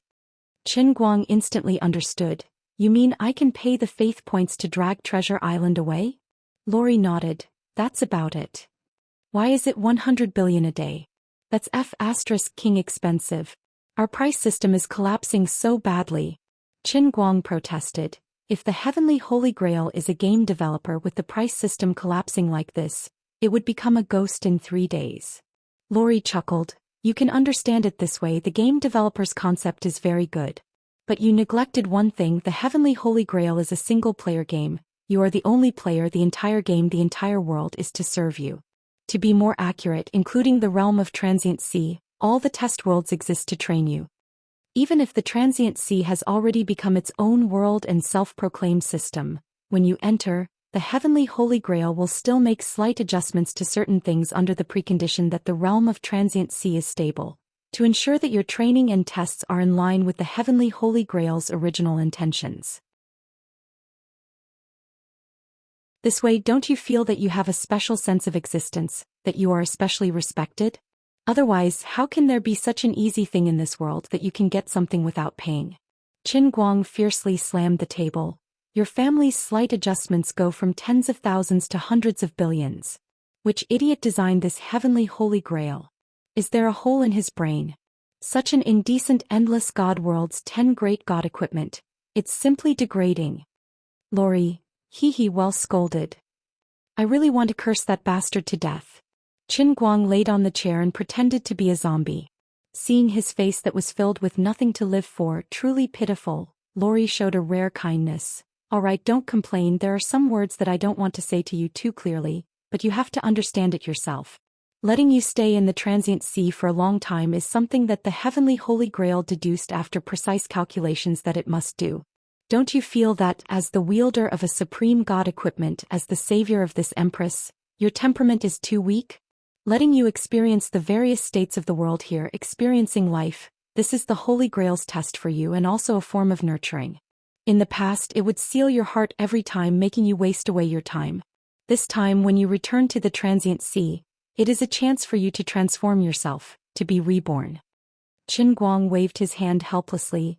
"I understand the logic, but this matter is too deliberate. It's very stupid, all right? Not letting you stay for 62,000 years is already a great kindness. Accept your fate. Don't look for me for help, because this is something that even I can't decide. Remember, in your long life, how to see through the mysteries without forgetting your original intention. This is especially important for you. You have to understand the Transient Sea is only one of the 3,000 worlds. Right now you are only facing the test of the one line of heavens. The days are still long." Qin Guang didn't want to talk to Lori anymore and threw a lump of snot at her. Outside there was also a fellow who had nothing to live for. Seeing Bob come out with a bitter face, Boldev came over and asked, "Little Bob, what is Mr. Wright's attitude? Are we going to start a war with Mr. Brooke? I have just talked with many experts on the island, although everyone is willing to pledge their lives to follow Sir. But even if we join forces, we still can't resist Sir Brooke. The power of the Sea Emperor is too strong. It's not something we can imagine." Bob glanced at Boldev. He stared affectionately at this bearded brother. After a long time he softly said, "Boldev, after I die, can I be buried together with you?" Boldev stared at him. Has the situation become so serious? Bob shook his head. Oh no, I was just thinking if I can stay in the same grave as the Immortal strong, maybe when you resurrect you will remember to take my soul with you so that we will be twin brothers in our next life. At that time, you must remember to let our parents name me Bob and tell me the story of my life from an early age. Boldev, I am very reluctant to part with you if possible. Please don't let my soul dissipate like dew in the morning under the sun. Boldev, well, if you also have a soul I will try my best, but it is also possible that we will be twins. Bob, it is also possible that we will be deformed with 2 heads, so that we can learn the cannibal magic that requires 2 heads to chant at the same time. The Light of Treasure Island, Wright, had announced that he had accepted the musician Brooks' challenge. This earth-shattering news swept through the entire Treasure Island in a flash. Under the feet of the seagulls and geese, it quickly spread to every corner of the Central Sea. This incident happened so suddenly that it caught everyone off guard. A year ago, Sir Brooke was still on the periphery of the South Sea looking for the location of the Sea of Music in Murex Sea. No one knew what kind of powerful magic he used to make his ship cross nearly 10 million kilometers in just 1 year to arrive at Treasure Island. In the understanding of many people even at this time, Brooke should not have heard of the name of Wright. Qin Guang himself was also pondering over this matter. He felt that perhaps Brooke had some means of spreading information that he did not know of. Silver Sparrow sighting. Since the other side issued the challenge first, of course he had to add some stakes to make it interesting, otherwise he would be putting himself too low. On his side he intended to write 10 pieces of music as stakes. As for Brooke, Qin Guang's territory could be considered, so he first put out the music pieces and let the other side see the dish on the plate. After all, for Qin Guang the music pieces were worthless, but for the genuine bard Brooke who pursued the highest realm of art, it was a priceless treasure. This is called cross-border business or smuggling for short. Huge profits need not be explained. At this time above the distant East Sea, Brooke put down the colorful shell in his hand and fell into contemplation. After a long time, this skinny as a match, wearing a huge curly-brimmed hat, the #1 bard of the Sea of Time sighed softly but did not speak. Next to him, a young man dressed in aristocratic clothing slightly bowed. Sir Brooke, this subordinate thinks that, with your status challenging a bard who has just become famous for less than a year, it is detrimental to your dignity. I think his wording is inappropriate and he has the intention of humiliating you. Brooke turned his head to look at the young man. Watson, you don't understand. A bard is different from an ordinary pirate who cultivates hockey. The higher a bard stands, the less he can see the direction of the future, unable to find the goal of cultivation. I have been stuck in this realm for 2,000 years, dying and coming back to life again and again, causing my memory to gradually blur. If I can't go further, perhaps the next time I sleep I will disappear forever. Watson's mood became agitated. No. Impossible. Mr. Brooke, you are the greatest bard. How could you disappear? Brooke was somewhat disappointed and frustrated. Young Watson, do you know who my captain is? What? Sir Brooke, you also have a captain? It was obviously the first time that Watson heard this secret. Brooke nodded. Yes, my captain is the only great overlord of the sea who has defeated the central government. He is the only pirate king recognized by everyone after Gol Roger. His name is Luffy. What? Sir Brooke, you are actually a crew member of that ship. Watson has been following Brooke for 1,000 years, but it was the first time that he heard him talk about the past. Yes, we found the Wampy Sea together with the Shawnee. We have the world's greatest pirate king, the greatest swordsman, the greatest chef, the greatest navigator, the greatest archaeologist, the greatest doctor, the greatest mechanic, and the stupidest sniper. We have done things that others can never imagine. When we found Gol Roger's treasure, my companions chose to drive the Shawnee deeper into the endless sea. My captain wanted to see the end of the Sea of Time. I was going to go too, but they told me to stay. They knew that they probably wouldn't come back. They thought that I should leave my talent in the 5 seas and use my music to create more excellent pirates for this world. Watson slammed the table. He was going crazy. By God. Gol Roger's treasure. Mr. Brooke, I really didn't think that you... What kind of treasure is that? That's a letter, nothing else. Brooke's tone became deep. What did the letter say? Watson's breathing almost stopped. The atmosphere in the cabin became incomparably heavy in an instant. Brooke raised his head slightly and looked at the window as if he was afraid that the wall had ears. The letter said that the owner of the Eternal Hand is alive. The legend of the eternal hand and the invisible wall at the end of the Sea of Time has been circulating in this world for far too many years, so long that if it wasn't mentioned, it would be almost forgotten. But with just a little bit of information, everyone in the Sea of Time knows about it. This is the most basic common sense, just like how there are 24 hours in a day. After the day passes, it is night. Brooke's simple words revealed an infinite amount of information. Since the owner of the eternal hand is alive, it means that the entire Sea of Time is simply a cage. The entire world isn't even as big as his hand. We are just playthings in other people's hands. Just by imagining this scene in his mind, he could understand how depressed and painful Gol Roger, who had already stood at the top of the world, was when he discovered this secret. This is the biggest secret of the Sea of Time. In order to find this secret, Gol Roger spent 10,000 years of his life. In hundreds of reincarnations he traveled through the 5 seas, went through countless difficulties and dangers, went deep into the sea, defeated one sea emperor-level monster after another, explored one mysterious ruin after another, tore open the deep sea with his formidable strength, went down to the bottom of the sea and communicated with the merfolk on those huge seabed continents that made people despair. He walked step by step on the footprints left by the great sages like Poseidon and Magellan, and then used his unparalleled knowledge and wisdom to decipher the mystery and deduce this conclusion that he didn't dare to believe but had no choice but to believe. Discovering this secret turned the great overlord of the sea into a decadent old man. He didn't even dare to say it. He didn't dare to let his crew know even the slightest bit. He only dared to write it in a letter and bury it in the deep sea. Even if he lost the love and respect of his crew, he didn't care. Because he knew that if he simply said it, it would only make people think that he was a stupid madman. Therefore, before he died, he told a big lie, telling people that his treasure was hidden in the Sea of 10,000 Peaks, making the younger generation crazy and setting off the great pirate era. Only treasures obtained after risking everything will be cherished. Only this kind of words will be believed. In the end, Gol Roger suddenly lost the right to be immortal because he had almost seen through the true secrets of the realm of the transient sea. He even wanted to reveal the secrets to the public, so he was punished by the realm of the transient sea and his immortal soul was taken away. No, impossible. Even if these words came from the mouth of his most respected Mr. Brooke, Watson still felt it was hard to believe. Brooke smiled. See, even if I say it, Watson, you still doubt it. We were also like this. Even if this letter was left by Mr. Gol Roger, it still made us lose our minds for many years. So Captain Luffy and the others chose to continue to the deep sea? Even if they knew they couldn't come back? Just to see the hand of eternity? It took Watson 15 minutes to calm down a little and asked again. Brooke nodded. Yes. Therefore I must challenge right. I have waited for such an opponent for thousands of years, and I can't hold on any longer.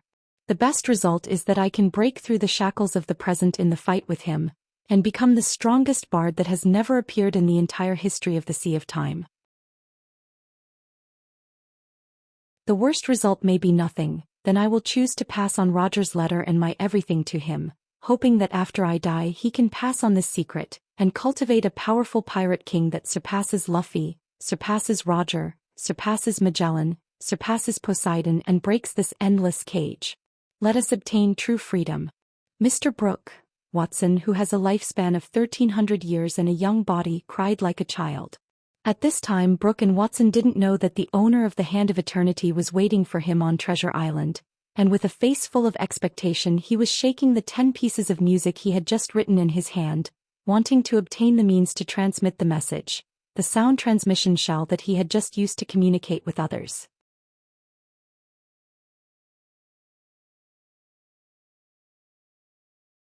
Chapter 501.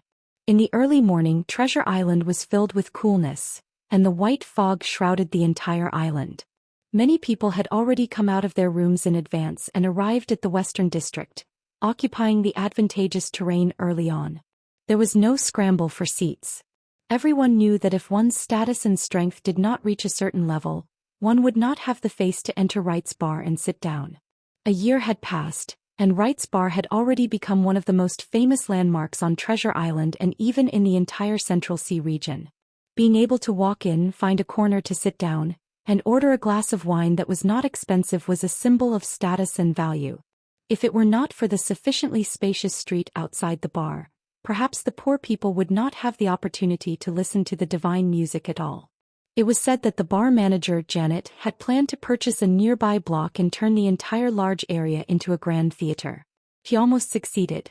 Most of the houses near the street corner were purchased by her under Mr. Wright's name, but in the end the theater wasn't built. Instead, most of the buildings were flattened and turned into a medium-sized square that could accommodate 10,000 people. It was said that this was Mr. Wright's intention. At that time, his original words were as follows: "Music and art, regardless of high or low, regardless of high or low, music performed in a cage-like theater has no soul. Only unrestrained music can obtain eternity in the sea breeze."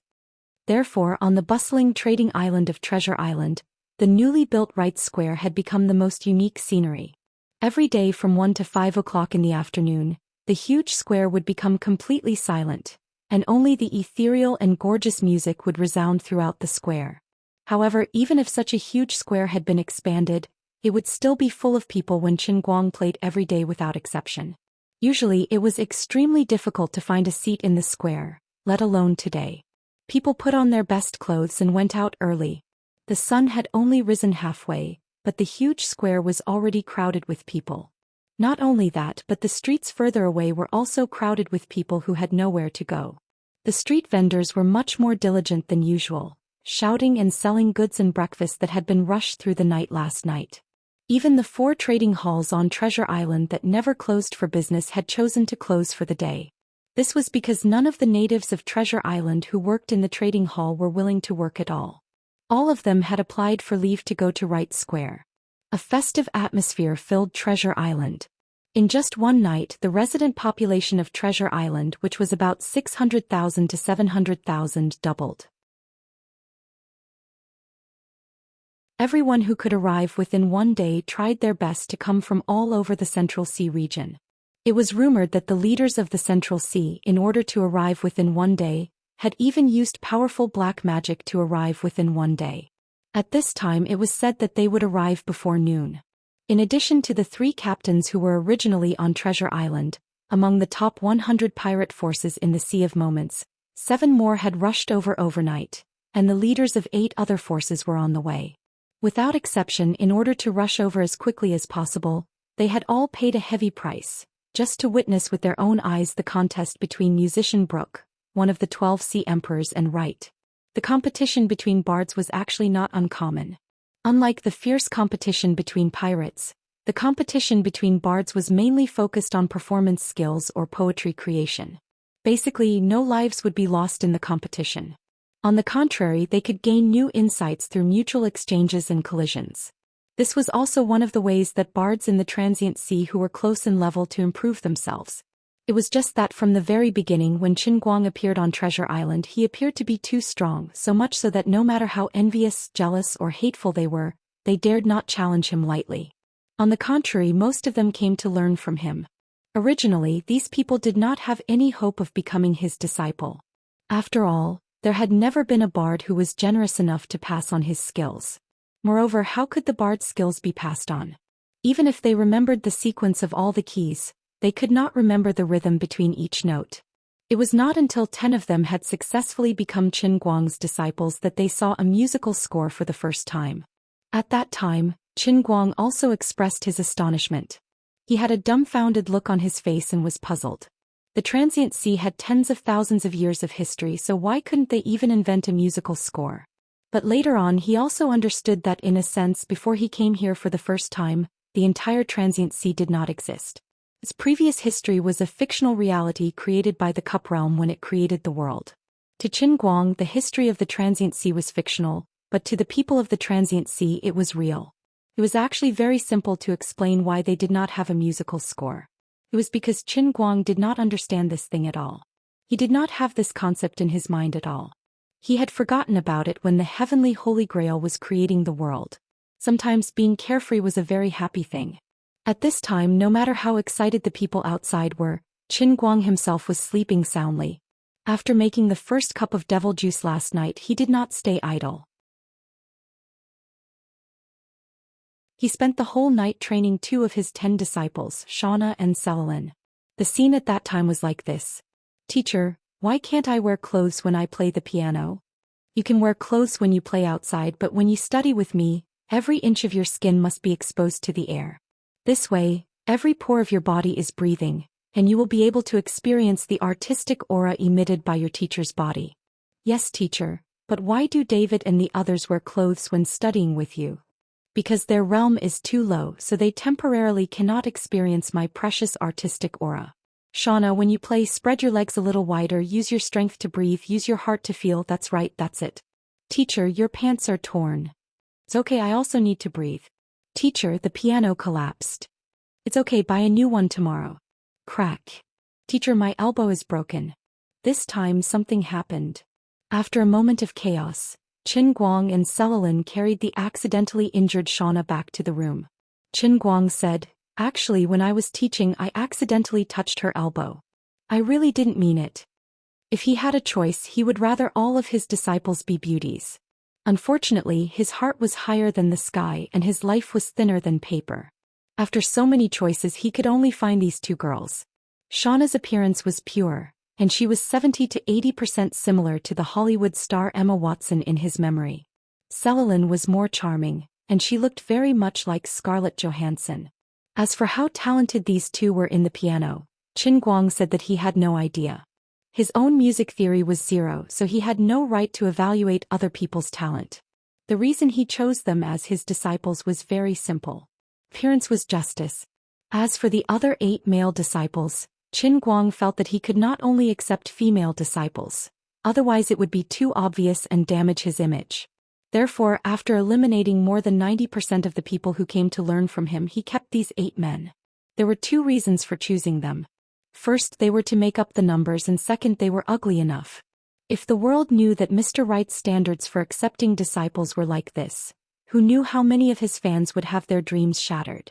Of course, as a modern person with a thick skin, Qin Guang definitely could not let people find out that there was something fishy about him. "You are the disciples that I have chosen. 1 in 10,000. If you can inherit even a 10,000th of my talent, you will become the legends of the Sea of Moments. Do you remember? This is the staff. This is the greatest treasure I have left for the Sea of Moments. From today onwards, the bards of the Sea of Moments will completely change their current situation of thinking alone. Instead, they will be able to record their own inspiration using the staff and pass it down." When Qin Guang accepted disciples, he said this to the 10 people below the stage who were looking at him with admiration. "I am satisfied with your talent, but you must remember, only those with the most sincere hearts can become the greatest bards. Therefore, I absolutely forbid the love between apprentices. Once discovered, they will be expelled immediately." The 10 people looked at him with even more admiration. "If you want to understand the true meaning of art through love, you can only love me." The eyes of the 10 people seemed to have stars. What a great teacher. "Don't look at me like that. In my hometown, same-sex love is not accepted." Finally, when the noon bell rang, a huge ship hanging a huge pirate flag suddenly appeared outside the port of Treasure Island. Brooke had arrived. The people who had been waiting here for a long time cheered in unison. The reputation that Brooke had accumulated for many years was not an undeserved reputation.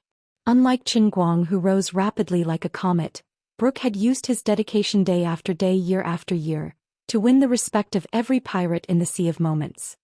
His strength was tyrannical, yet he was humble, courteous, and generous.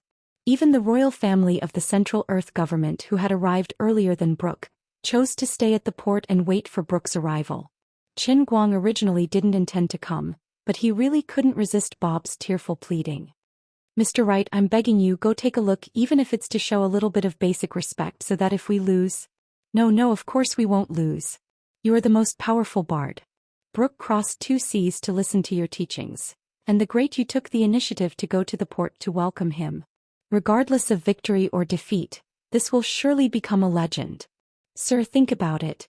Tens of thousands of years later, there will be such a story circulating in the Sea of Moments." It was a sunny noon, and the greatest bard in history, Mr. Wright, and the second greatest bard, Lord Brooke, met for the first time on Treasure Island, opening a new chapter in the history of the Sea of Moments. How about it? Don't you feel excited just thinking about it? Although today's Bob was no longer the destitute intelligence merchant of the past, and was also a respected figure on the island, his eloquence hadn't fallen, and his flattery had become even more exquisite. Qin Guang was also pleased with the flattery. There's still a bit of truth to it, let's go. But when he really stood at the forefront of the port, looking at the huge pirate ship that was more than 10 feet tall, not inferior to the Titanic cruise ship, he still received a great shock. What shocked him wasn't the size of the ship, but the very familiar pirate flag on it. The skull on the flag made his consciousness pass through the barrier of the plane in an instant. It was as if he had returned to the time when he was still a primary school student, squatting at home with Zhu Xian and a group of people. They were filled with anticipation as they inserted the CDs they rented from the video store into the VCD player of Bobugeo. It was a scorching hot summer, and a dozen of his friends squeezed together in a room without air conditioning. Although they were sweating profusely from the heat, their eyes were shining as they watched the TV, unwilling to even blink. They were touched by Luffy's persistence, shed tears because of Zoro's strength, cupped their hearts because of Chopper's cuteness, laughed at Sanji's curly eyebrows, peeked at Nami's perky breasts like thieves, and almost got into a fight over who had a better figure between Nami and Robin. Time flew and youth was gone, never to return to that day. He once thought that Luffy didn't exist in this world, but when he saw the pirate flag, Qin Guang felt as if his memory had been devoured. It was a grinning skull wearing a straw hat with a red rim. It was the pirate flag of the Straw Hat Pirates. At this moment, Qin Guang's nose instantly turned sour. Crossing the barrier between two worlds had dealt a heavy blow to his heart. "Mr. Wright, what's wrong?" Baldev, who was behind Qin Guang, noticed that Qin Guang's shoulders were trembling. Qin Guang rubbed his eyes. "No, nothing." "By the way, Bob, was there a pirate named Luffy in this world?" Qin Guang asked Bob. Bob carefully thought for a long time, then said, "Sir, you really asked the right person. Only the well-informed Bob can answer your question. Nearly 2,000 years ago there was indeed such a great pirate group. If they hadn't suddenly disappeared, Captain Luffy might have become the greatest king of the sea after Gol Roger. But the sea is forgetful. Although Luffy was powerful, he disappeared too abruptly and didn't leave any treasures behind. No one sang praises of his glory, so he was gradually forgotten. But the older generation of Neptune all know of him. Can his body grow longer? Is he a rubber man? Did he eat rubber fruits?" Even though he knew it was impossible, Qin Guang still couldn't help but ask. "Rubber fruits? What's that?" "Nothing, pretend I didn't ask." Finally, the giant ship stopped completely, and a small boat was put down from the side of the giant ship. It had no sails, but it moved quickly on the sea like a water snake. A hearty laugh came from the boat far away. "Oh ha! I finally meet you, Mr. Wright." A tall but thin figure suddenly appeared in front of Qin Guang. Qin Guang looked up at the man.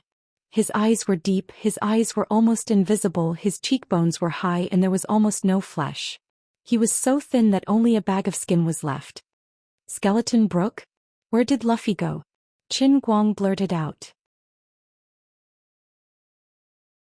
Musician Brook's smiling face froze in an instant, and an invisible momentum emerged from him. The sea behind him shook fiercely, and a pit of hundreds of feet deep and hundreds of feet in diameter suddenly appeared. His Poseidon-class Haushiku haki was out of control.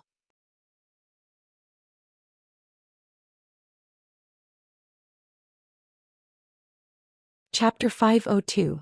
With Brook's sudden loss of control, it was as if the entire treasure island had been hit and trembled slightly. He has been in the Sea of Time for a whole year. The most powerful pirate that Qin Guang has seen is only a captain in the top 50 with armament haki. This is the first time that he has encountered a Sea Emperor-level powerhouse. The earth under his feet trembled, but it was only a slight leakage of Brook's power. "Mr. Wright, you are really funny." Brook was silent, and Watson, who was next to him, quickly came forward to ease the atmosphere. Qin Guang is 100% sure that his judgment is not wrong, but this skeleton Brook is deliberately concealing his identity. Perhaps he has other considerations, so he pretended that he didn't mention anything and put a smile on his face again. "I, Wright, on behalf of Treasure Island, welcome the arrival of musician Mr. Brook." Mr. Wright is really polite. Brook seemed to have recovered, and his skeletal face showed an ugly smile, but it gave people a sense of goodwill. The royal families from the central continent then led their teams to greet Wright Square. After a brief greeting, the group of people surrounded by the entire Treasure Island people walked towards Right Square. Along the way, Brooke was quiet and thoughtful, and Qin Guang was no better than him. But when the two arrived at the square and saw the piano placed in the middle of the square, Brooke's eyes bloomed. Qin Guang turned around and motioned for Brooke to go up first. "Mr. Brooke, please." Brooke was a little excited. "I remember the last time I came to Treasure Island, it was still a messy slum, but now such a beautiful square has been built. I think this must be the credit of Mr. Right. Everyone. I just learned that this square is called Right Square. So I, Brooke, propose to build a statue of Mr. Right in the middle of the square. How about it?" No one thought that before the contest between the two sides had even begun, Brooke had already put forward such a proposal. In the Sea of Time, statues have a very special meaning. So far, only a few people have left statues for people to admire, even including the statue of Gol Roger suffering on the execution platform. Although Qin Guang was quite accomplished now, no one had mentioned the matter of the statue because no one had enough weight to speak up. But if these words were spoken by Brooke, one of the 12 strongest sea emperors, then the concept would be different. Brooke's action made the two sides pay respect to Qin Guang before the fight even began. Qin Guang himself felt it the most. Following Brooke's words, his faith value actually soared by thousands. This proved that at least thousands of people present were influenced by Brooke's words and recognized his level in their hearts. He had worked himself to death for 4 hours to be able to influence so many faith points, but Brooke only needed to say a few words. Just as he was about to be modest, Bob suddenly jumped out from the side. "Worthy of being Mr. Brooke. All my life I, little Bob, have only admired my master, Mr. Right. Now at last I see you who are as great as Mr. Right in my heart. For my master to be recognized by Mr. Brooke, my little Bob's life is worth it." After saying that, this guy actually began to wipe his tears. Not knowing why, Qin Guang felt that he was crying tears of joy. He definitely felt glad that even if he lost, he didn't have to fight to the death. This is too shameful. Qin Guang calmly waved his hand. Boldev came forward and knocked Bob on the back of the head, knocking him unconscious and dragging him to the side. "I've let Mr. Brooke see a joke." Qin Guang restrained his thoughts. Although this square is good, the sound of the piano is too low. Although there are a lot of people here and everyone is quiet enough, only the people near the piano can hear the sound. It's really a pity. Brooke waved his hand. "Watson, take out all the sound shells we found in the outer sea. Since I took the initiative to challenge you in order to thank you for your generosity, I will give you these sound shells as a gift." As Watson spoke, he had his attendants open one big box after another.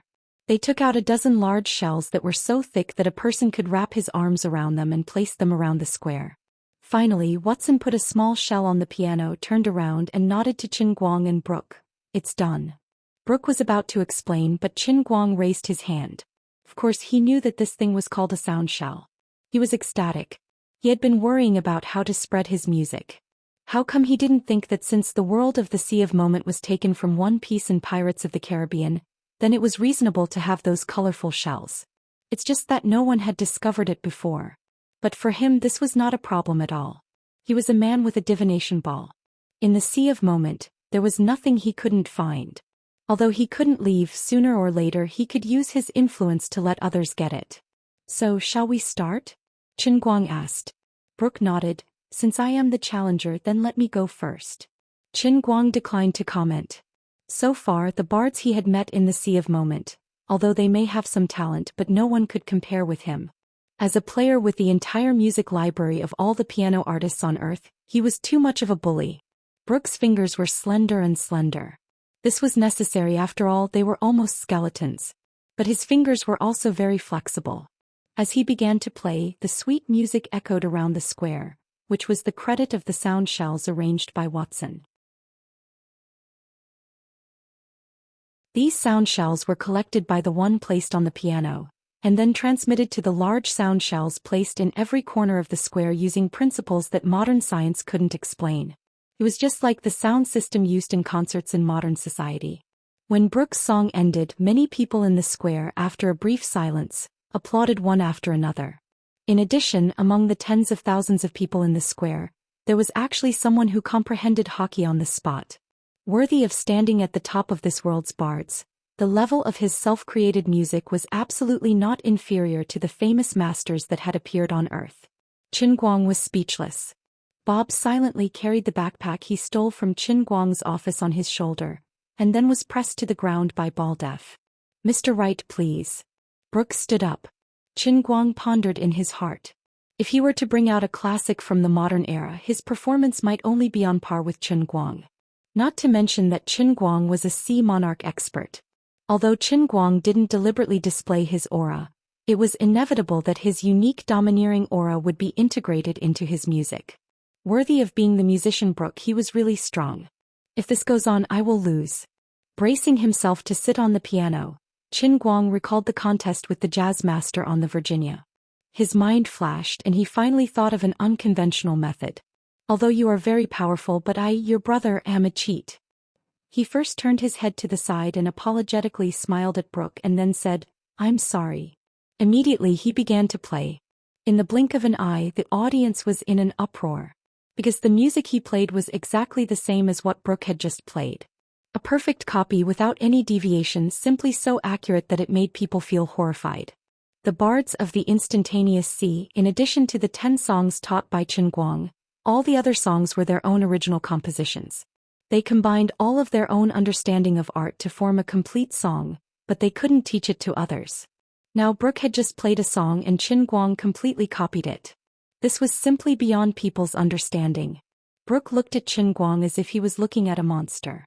When the long song finally ended, he couldn't help but ask, "This? Why is this?" Qin Guang didn't explain to him, just smiled and stood up, gesturing him to continue with an unfathomable look on his face. Although there was no music score, as a player, as a cheat who could cheat by relying on his faith, he only needed to pay tens of thousands of faith points to play back the song that Brooke had just played in his mind. Then, following the sound in his mind, he played it mechanically as if he was playing against a music score.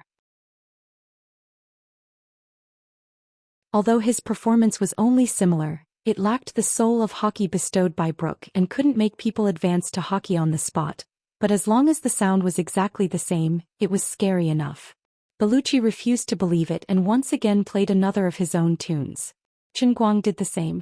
After going back and forth 9 times, Brooke finally put down his hands. I lost." Qin Guang wasn't in a hurry to let him admit defeat. He still didn't stand up from the piano but waved his hand and said, "Mr. Brooke, I have my own song here. It won't be too late for you to admit defeat after you listen to it." Immediately, Qin Guang picked up the small sound shell in front of him, which was responsible for collecting music, and loudly said, "Everyone listen. People below the undead level, immediately leave here. Go to a place where you can't hear the sound. This song will kill all of you." The huge square was in an uproar. On Earth there was such a song. Its name was Black Sunday, also known as Melancholy Sunday. It was composed by a self-taught Hungarian musician, Zhou Xian.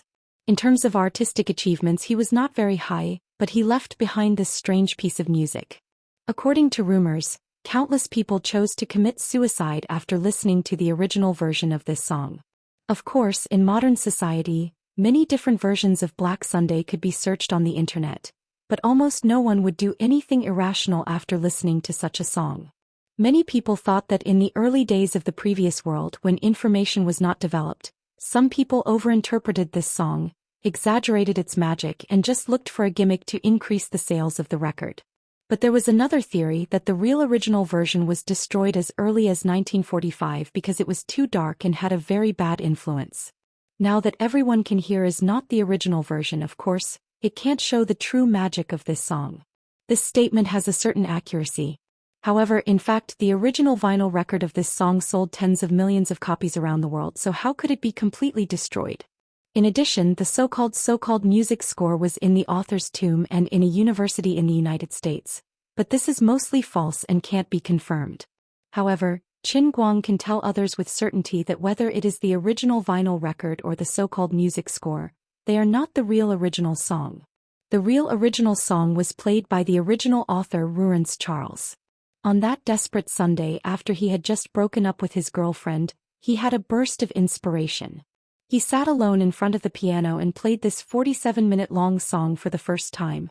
This is the real original version. Even the music scores that Zhou Xian wrote later on had changed quite a bit compared to the inspiration that he had at the beginning. Even the officially released music scores were just one-sided and far-fetched memories. They only had the form, but they did not have a real soul. Even Ruren's Charles himself couldn't play anymore, let alone others. But Qin Guang can. At this time, what Qin Guang is going to play is the inspiration that Ru's Charles captured for the first time when he wrote this song. This was the most monstrous aspect of Qin Guang's music player. As long as it existed in the past, he could perform it, even if it is a lost song in a sense. In addition, the realm of transient sea is obviously different from the real world. Playing the song here will conform to some unique rules of the transient sea. The wandering poets and their music in the realm of transient sea have a layer of magic that modern science can't explain. Can even help people to improve their understanding of hockey. Therefore, Qin Guang himself is not sure what kind of effect this forbidden song will have on the people in the transient sea. Right now, he doesn't want to become a butcher, he just wants to be famous.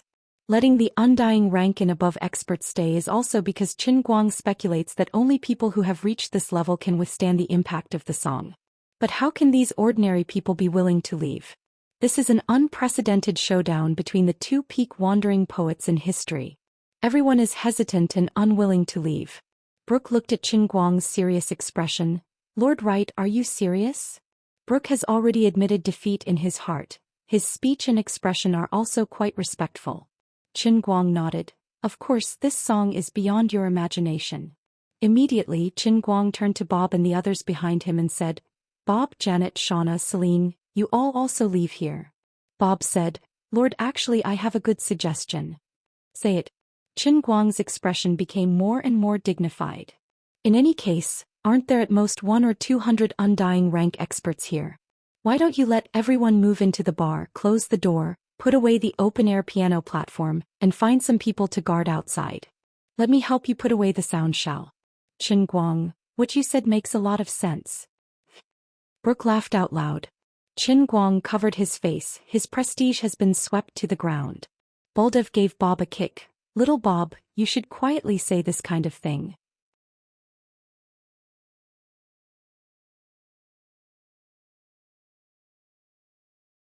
Chapter 503. Because of Qin Guang's order, no matter how reluctant the ordinary people were, they had no choice but to obediently leave. Qin Guang clearly told them that this was not an act, not a joke, and not a boast. Once this piece of music is played, people will really die. By the time he finished all this, an hour had already passed. The sky outside was getting dark, the sun was setting in the west, and the evening sun was shining down from the other side of the sea, but the moon was already high up in the sky. Under the illumination of the sun and the moon at the same time, the sky of Treasure Island was filled with a dusky atmosphere, making people feel gloomy and depressed. Qin Guang sat in Wright's bar with a grim expression. Nearly 200 undying rank and above powerhouses were all sitting upright in the bar. Even the central royal families whose strength did not reach the standard were chased out. Outside the bar, dozens of volunteers with their ears plugged tightly surrounded the bar, preventing anyone from approaching. Old Bob stood far away and thought enviously. Although he didn't want to admit it, sometimes he also wished that he could be as strong as Buldev. Qin Guang gently drank a mouthful of water and looked around with an extremely grave expression. Mr. Wright, it's done. Brooke, one of the 12 Ocean Emperors, seemed to be subdued by Qin Guang's attitude as if he was facing a formidable enemy. He subconsciously lowered his voice and said so. Buldev, check again. You must make sure that no one below undying rank can hear the sound of the piano. I really don't know what kind of consequences this will bring. Qin Guang and Brooke nodded and instructed again. Brooke also ordered Watson to walk around again and check whether the doors and windows were tightly closed. After ensuring that everything was foolproof, Qin Guang took a deep breath, suddenly stood up and said with some excitement, Everyone, I believe many of you already know how many songs I have played this year. But I can tell you that the song I am going to play today is different. The emotions contained in this song represent the most despairing moment of a person's life. In the process of my performance, perhaps many unexpected things will happen. You will remember the lowest state of mind in your life and your mind will be greatly shaken. If you can get through this, I believe that this will be an extremely important turning point in your lives. Of course, I didn't really want anyone to die here. So if I find someone can't hold on any longer, I will stop playing in time. Then at this time you have to remember that I stopped because of you. It was you who ruined the opportunity for the 200 people here to listen to the complete song. Then you are a sinner. The more Qin Guang spoke, the more intense his tone became. There was an extremely fanatical look on his face. With his current status in the Treasure Island and even the Momentary Sea, no one dared to look down on his solemn attitude. Although Buldev's reputation is not obvious, his strength is close to the Sea Emperor level of armament hockey, and even he is infected by him to the point that he almost stops breathing. Brooke, who was sincerely convinced by him, heavily patted his skeletal chest and said, "Lord, right with me, Brooke here, I will not let this happen. If anything goes wrong, I will throw the person out at the first moment. Everyone, don't blame me for being ruthless. This is also to protect everyone." "Good. Then I'll start." Qin Guang sat down and slowly put his hands on the keys. "Everyone, clean your ears and prepare to listen to the most pessimistic and despairing song in the history of the Momentary Sea." In fact, he didn't need to challenge Black Sunday to be able to defeat Brooke in a sense. However, this wasn't the result Qin Guang wanted. What he wanted was to crush Brooke in an open and above-board manner. He wanted to make Brooke admit his defeat wholeheartedly and take out a song that could make his name resound throughout the entire Momentary Sea from then on. The choice of the original Black Sunday, which is one of the 3 forbidden songs in the history of emotional rendering, is undoubtedly the most appropriate. Even if this is the Momentary Sea because of some special reasons, too deep emotional rendering and touching is a risky and crazy move, which is likely to bring unexpected results. But if you don't lose the child, you can't catch the wolf. Qin Guang thinks it's worth it. Take a gamble and turn a bicycle into a motorcycle. As long as he can do it, he can make Brooke completely convinced and let everyone think that he is the most powerful bard in the Momentary Sea. From then on, he won't have to continue to waste time on playing. He just needs to wait for his reputation and sound to spread, and then he can lie down and collect faith value. Then he can devote all his energy to the new business, right? Divination House. Finally, the first note of Black Sunday was played, and the heavy atmosphere in the bar suddenly became darker and gloomier without any warning. Even the air began to thicken, making it difficult for people to breathe.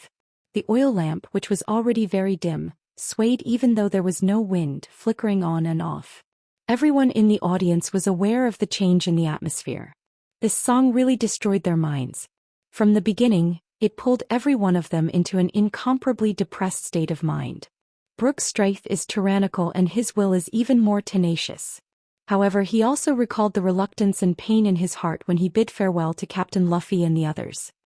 He also recalled the despair and desolation he felt after waiting for 1,000 years without any news from his companions. What a despairing symphony it was. It was like a merciless monster, irresistibly and greedily devouring every inch of hope in the depths of one's heart. It could even make the most optimistic person lose all hope in an instant. Fortunately, everyone present is an undying rank expert and above. They have all experienced the trials and tortures between life and death. They all possess a constant and strong soul.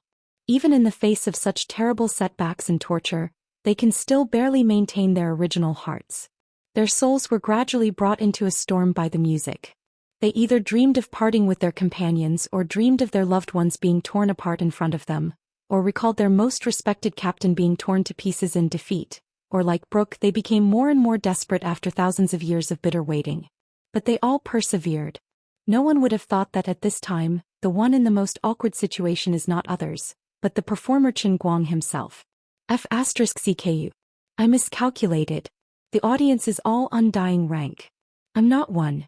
The old man is just a cute college student. When I learned this song in the piano world, my mind was sealed. I didn't feel anything at that time, but now I'm in a very bad situation. I've been pretending to be pretentious for a long time, and now the pretentious level is about to break through the sky. I was the first to be scared and all my previous efforts have been wasted. I'm really **ket up. Playing the piano in the sea of moments is poisonous. Originally, this song made a lot of people commit suicide after listening to it. Now, the emotional rendering seems to have been amplified by 100 times. The old man can't hold on any longer. As the saying goes, no matter how one calculates, one can't predict that the weakest one here is Qin Guang himself. But he has already forced himself into a corner and there is no way out. After playing for less than 10 minutes, Qin Guang's face was pale and his head was covered in cold sweat. He anxiously looked around, hoping that someone would give up first. You're in so much pain and look so ferocious. Quickly take out your knife and commit suicide.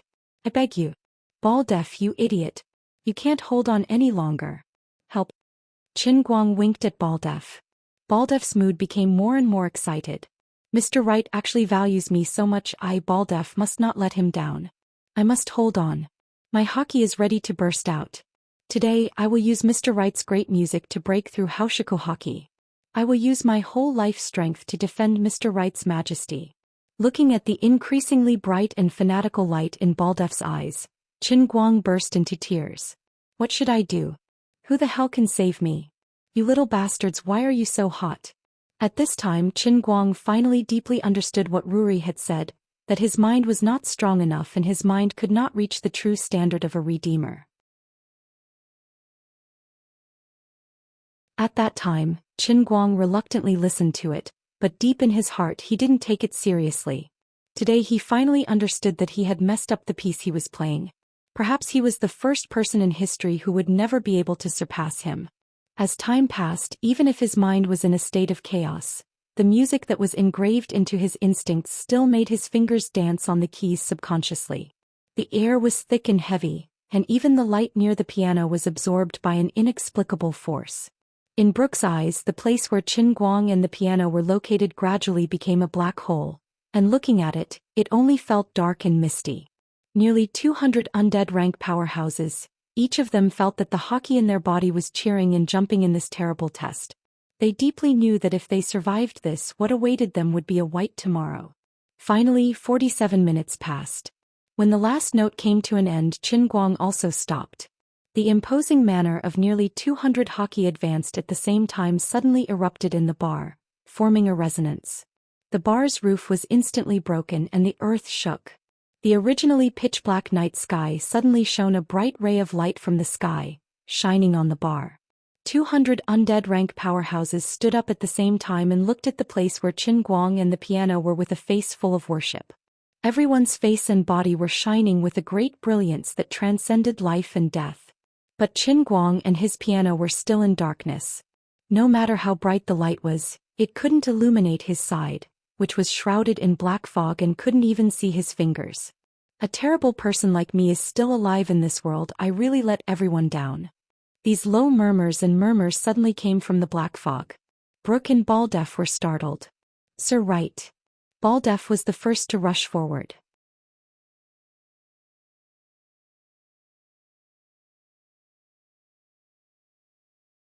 Chapter 504. Bang.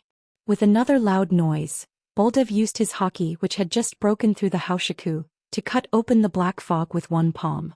He saw Qin Guang's head hit the corner of the piano and his head was full of blood.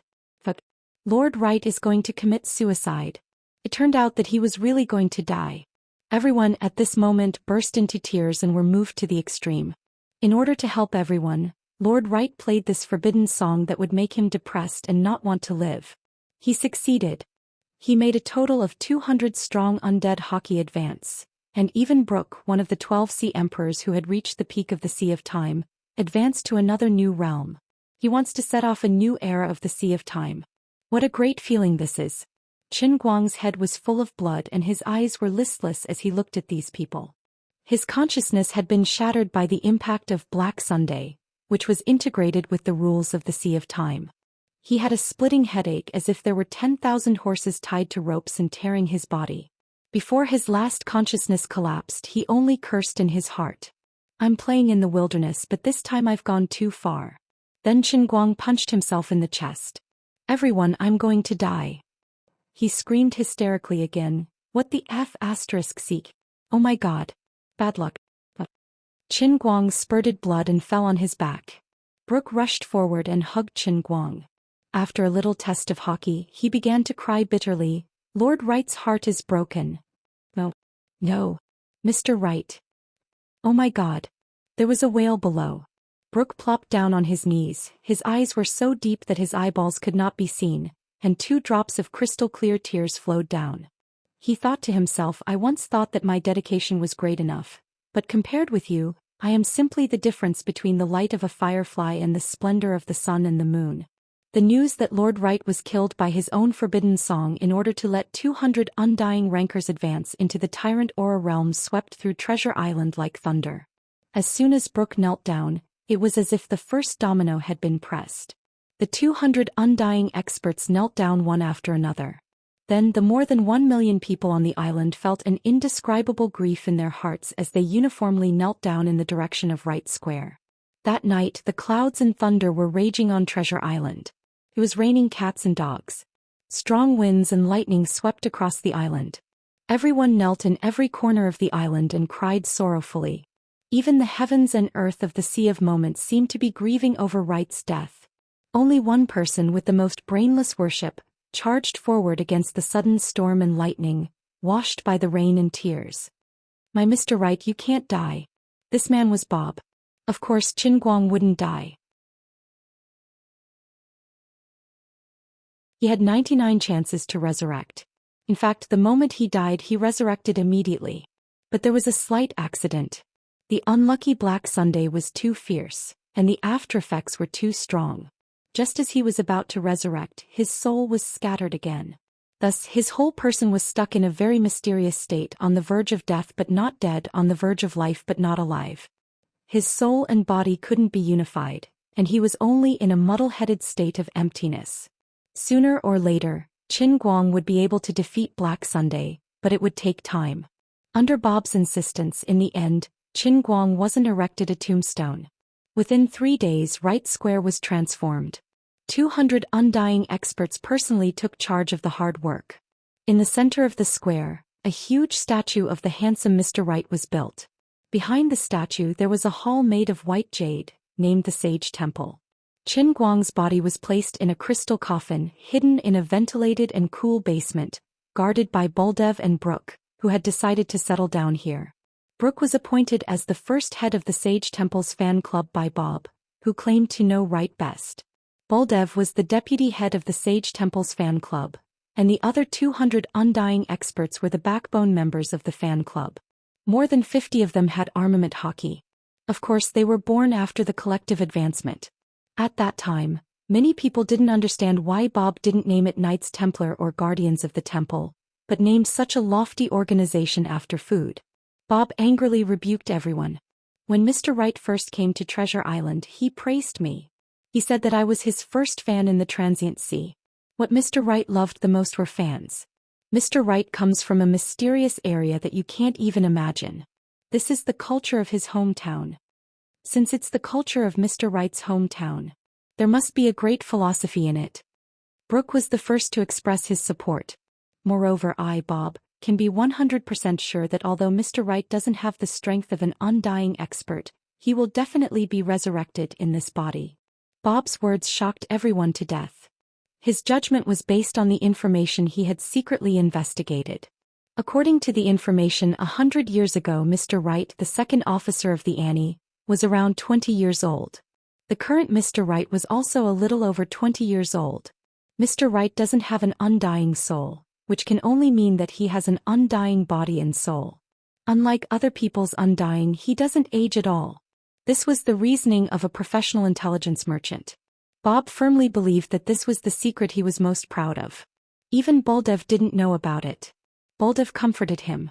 "Little Bob, I understand your feelings, but..." Bob jumped up and angrily hit Buldev. "Buldev, you idiot. As long as 1 year you will believe me." It didn't take a year. 3 months later, everyone believed Bob's judgment. How long can a dead body be preserved? This question doesn't need to be investigated too deeply. But after 3 months, Wright's complexion was still rosy. If not for his lack of breathing and heartbeat, others would even think that he didn't die at all, but just fell into a deep sleep. Believe me, Mr. Wright will definitely wake up. This is Bob's epitaph. 5 years later, in order to develop the sound shell brought back by Brooke into a phonograph shell, which can record zither music and broadcast it all over the world, the overworked Bob passed away on a quiet night at the age of 64. Before his death, he finally drew the last stroke on the design. The phonograph shell was announced. The zither music that Qin Guang left for his 10 disciples, as well as the 10 pieces he left for Brooke, were poured into countless phonographs, accompanied by merchant ships or pirate ships, and brought to all parts of the Sea of Transient. Not only that, but Brooke also systematized the musical notation taught by Chen Guang. Henceforth, the bards of the entire Sea of Transient will no longer have to practice alone. They will use the musical notation to record their every trace of inspiration, and at the same time, they can also learn new music from other people's musical notation. More powerful bards will be born in the Sea of Transient, and at the same time more powerful pirates will be born. Chen Guang first used the Black Sunday to raise the realm of 200 people on the spot, and then left behind the musical notation to change the profession of bards.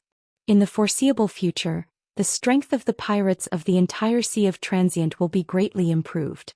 Poseidon created the history of pirates, Gol Roger used his death to open the great era of pirates, and Mr. Right used his selfless dedication to open a new era of the strong. Another 5 years passed and the 4-year-old Bob followed a huge fleet back from the outer seas. This pirate group was called the An Royal Pirate Group. Chen Guang fulfilled his promise, bestowing Bob with an undying soul, and after Bob was resurrected he became a member of the An Royal's crew. Although there were countless coincidences involved, the young but mature Bob believed that it was all Mr. Right's arrangement. The most mysterious new power in the Sea of Transient in the last 100 years, and Bullen, arrived with her sovereign king-like powerful fleet, causing Brooke to be extremely nervous. He and Buldev, who was guarding Treasure Island, brought dozens of undying rank experts to the port and waited. Buldev, although today I already possess the power of an overlord, and Bullen's mysteriousness is known to all. On the An Royal, there are at least 300 undying rank experts. Nobody knows what frightening methods they have. Later, when the confrontation starts, you must protect the Sage Temple, and absolutely cannot disturb Lord Right's rest. Brooke shook his crutch and said in a heavy tone. Vicious Wolf Buldev's face was gloomy. Does this female devil and want to become enemies with the entire Sea of Transient? She actually dares to attack Treasure Island. This is simply unforgivable. Perhaps she is jealous of our status and also wants to become Lord Right's follower. Another undying rank expert speculated. Seeing the fleet gradually approaching the shore, and the skull flag inlaid with roses becoming more and more distinct, Brooke waved his hand. Everyone be quiet. Prepare for battle. However, the confrontation between the two sides did not last for more than a second. The 20-year-old Anne, carrying the 4-year-old Bob in one hand, came treading on the waves, followed by Watney, Bartu and other super experts. The 4-year-old Bob shouted in a childish voice, "Captain, don't shoot. We're on the same side." Buldev, do you still remember little Bob by the Daming Lake? Buldev and Bob, who had followed Chen Guang for a whole year, had heard Chen Guang muttering these two words when no one was around. At that time, the two also questioned Chen Guang for a long time, asking him what the captain's profession was, and which lucky woman Xia Yuha was. Chen Guang gave the two men a kick each. But about a month before his death, Bob felt that his condition was not right, and that he would not live long. He had already written his will and with Buldev agreed on the secret signal to meet. At that time, Buldev ridiculed Bob for not working hard to train, saying that he had no hockey, and that it was impossible for him to obtain the qualification of immortality. But Bob said another famous saying left by Chen Guang, "You still have to have a dream, what if it comes true?" Now that the secret signal was correct, the hostility between Brooke and Buldev instantly melted.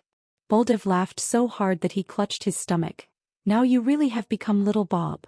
And threw little Bob far away, and Buldev caught him and pulled open his clothes. "Come little Bob, Grandpa will feed you milk." "Get lost." Bob roared at the top of his voice.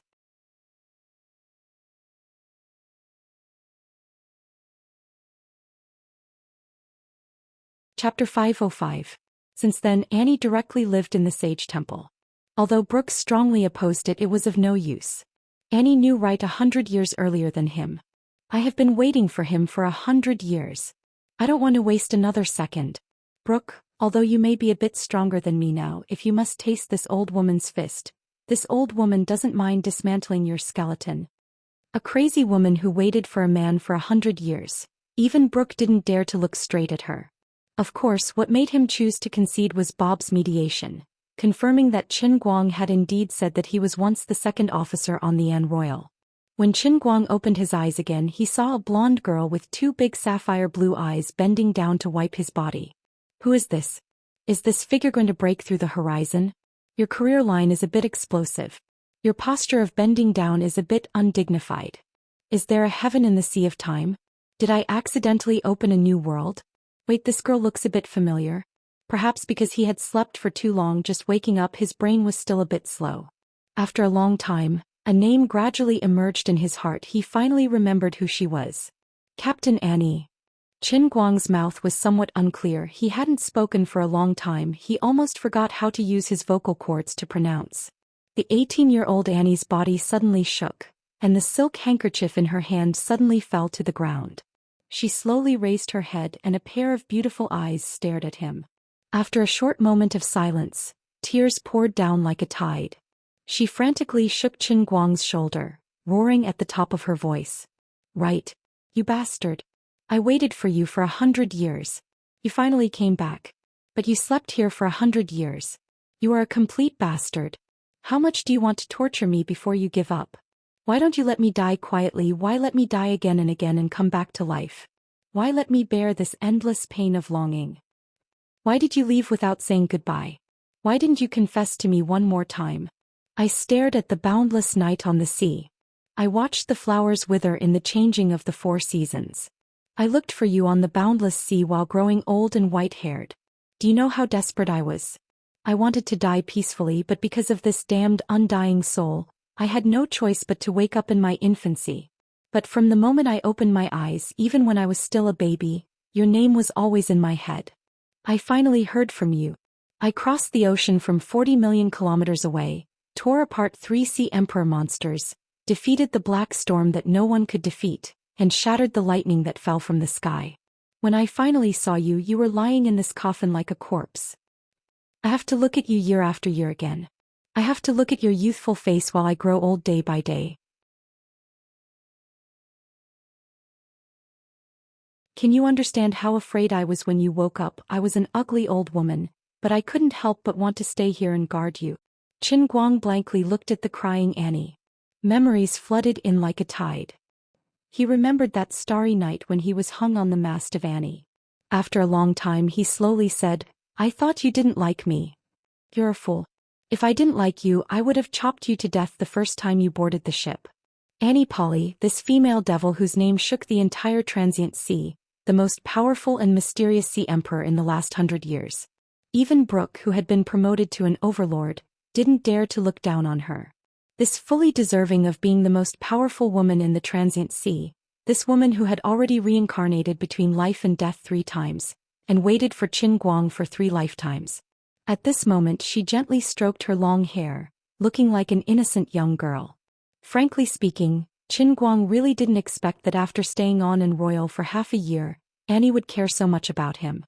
In his heart he was more willing to regard Annie as a friend. He didn't dare to hope that this beautiful and powerful captain would truly like him. At that time he plucked up the courage to write her a love letter, but that was the result of losing a bet with old Jack and Bartu. Actually, I thought I wasn't that outstanding when I was the second officer. Qin Guang said again. Annie moved her face closer. No, in my heart, you are more outstanding than anyone else. You are like a devil descending from the sky, easily shredding my heart. Obviously, I only stayed with you for half a year, but I feel like I have stared at you for an entire 20 years. What kind of magic did you cast on me? Qin Guang's mouth was wide open. Indeed, in a sense he had indeed stayed in the transient sea for 20 years, but that was the accumulation of 20 years of resurrection. This was the greatest secret in his heart. He originally thought that it was impossible for Annie to know about it. However, he had underestimated Annie's 6th sense. Perhaps Annie was originally not an ordinary existence. Otherwise, when he first entered the realm of transient sea, he would not have unknowingly landed on her ship. All right. I'm sorry I can't explain it to you, but now I'm back. A woman waited for you for 200 years, the most appropriate thing to say to her besides the 3 words I'm sorry. Qin Guang really didn't know how to answer. What's even more sorrowful is he knew that sooner or later he would leave, so he couldn't even give her a promise. Annie smiled. Yes, I didn't wait in vain. How are Warnie and the others? Qin Guang asked. They're fine, but now I don't have time to reminisce with you. My whole body is about to burn. Annie. Don't be like this. I still haven't mentally prepared myself. This is too sudden. I will resist.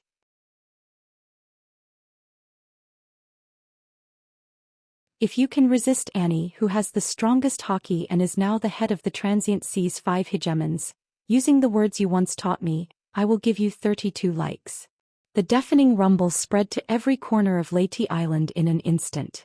Bob, who was lying on a beach chair sucking on a feeding bottle while glaring at Baldiv fiercely, fell off from the chair due to the impact. Oh no. My little Bob. Baldev, you idiot. The sound came from the holy temple. Something happened. When Baldev and Bob were about to reach the vicinity of the holy temple, Brooke came face to face. Brooke. You shameful deserter. Baldev and Bob cursed together. Brooke spat at the two men. Deserter my ass. Lord Wright is awake, oh ha. Then why are you running? Quickly kneel with me. Bob struggled in Baldev's arms. Poor little Bob. Every time he appeared he was either an old man or a baby. He had never been normal. Back then when he returned with the Annie, he had taken good care of himself. As usual, he did not cultivate and instead became the butler of the Sage Temple. Based on Qin Guang's memory, he set up a Wright cultural communication company, sold phonographs to every corner of the Transient Sea, and built statues of Wright on at least 100,000 floating islands. Then he died at the age of 92 and now he has just been resurrected and is now 2 years old. Brooke stopped Baldev, who was about to go forward. You can't go. People will die. Baldev roared angrily, gritting his teeth. Brooke, if you make trouble again I will bite you to death. Lord Wright is doing shameful things with Captain Annie. This sound. It's this sound. It's them. If you want to die I won't stop you, but don't stop me from evacuating the crowd. Holy shit. Baldev cursed. Killing in the grass. Bob cursed with his unique baby voice. The violent tremors continued for a full 8 hours. The strongest pile driver in history finally met his match. The 28 ocean emperors of the Age of Experts and Annie, the leader of the 5 hegemons, were naturally not easy to deal with. After waking up, Qin Guang's body was as powerful as a cheat in the Transient Sea. Of course, this was not the real divine immortal cup. His current body was powerful, but it couldn't be brought back to the real world. But this wasn't important. The important thing was that he could finally fight 80,000 rounds with others. This battle, the sky fell and the earth cracked, the sun and moon lost their light, the mountains howled and the seas roared. From noon when the sun was shining brightly, all the way until late at night when the waning moon hung high in the sky. The entire Central Sea was shaken by Wright Island, causing huge waves. Even the vast central continent seemed to have been hit by someone. The above was purely boasting. But it was indeed frightening. Qin Guang lay in a huge pit that was at least a dozen zhang deep, his face filled with confusion. The magnificent sage temple had long been razed to the ground. The white jade shattered to the point where not even dregs were left. I don't know how you did it, but in short, your pile driver idol has appeared. It's a huge D***ck. I've already shaped it for you. Lily's voice suddenly sounded in his mind. Fuck. This wave is good, very strong. Bye. In just one shot, the pile driver idol had appeared. Also, what the hell do you mean you've already shaped it for me? I want to change it. At least change it to the shape of a cup. That way when I mention this idol in the future I can only say, it's an indescribable shape of 100 zhang. At this moment Qin Guang was dumbfounded. Wait a minute. Speaking of which, there's still the Qilin arm. Qin Guang screamed in his mind. Really ignored him. Annie, who was dripping with sweat, came over again. Dear Right Qin again? No. Let me take a breather.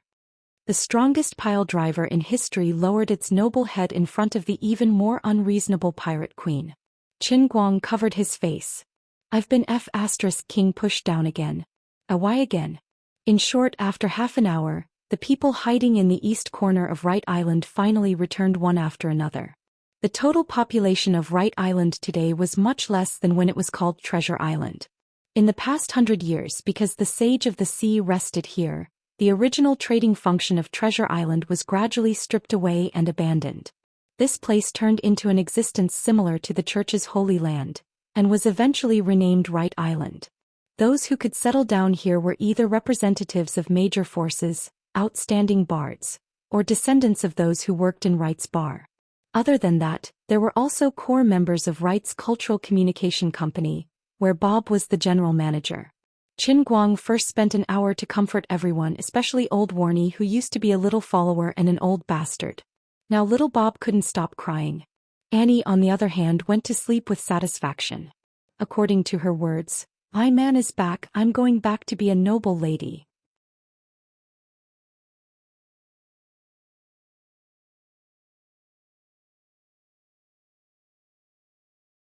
Chapter 506.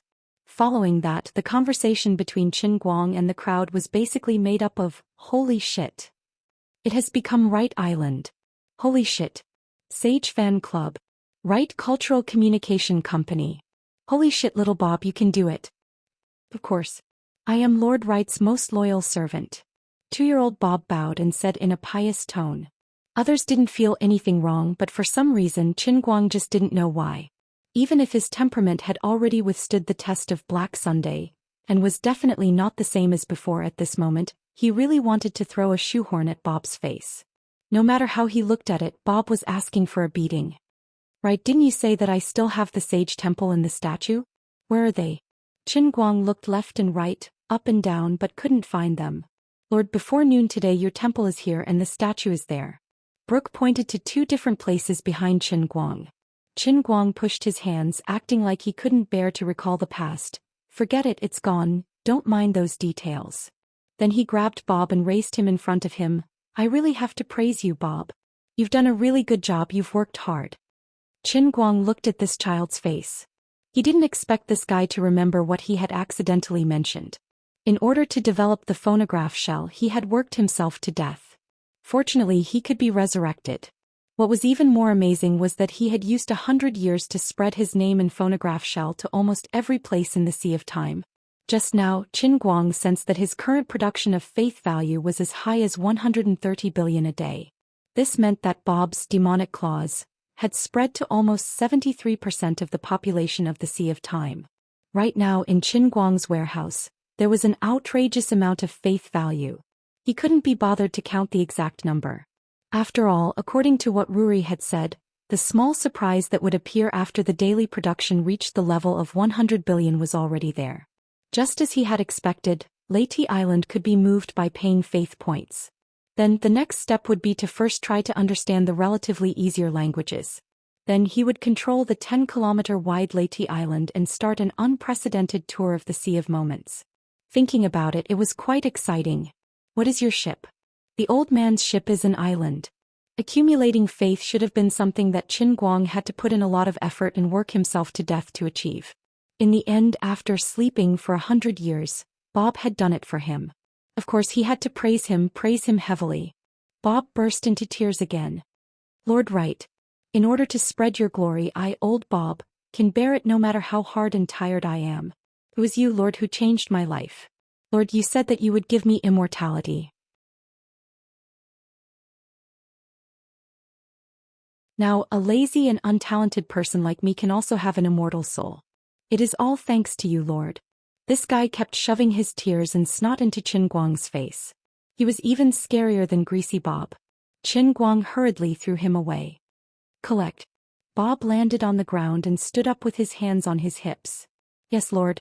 Then he immediately turned to Buldev and raised his eyebrows. "Did you see that, Buldev? Although I, Bob, am not talented and can't learn hockey, I am more useful to Lord than you. In the future, you are not allowed to force me to learn hockey." Buldev glared at him fiercely. "Little Bob, call me Daddy." Qin Guang watched the two quarreling with interest. He thought that with Buldev's arrogance, with Bob's character, he would definitely jump up and fight him.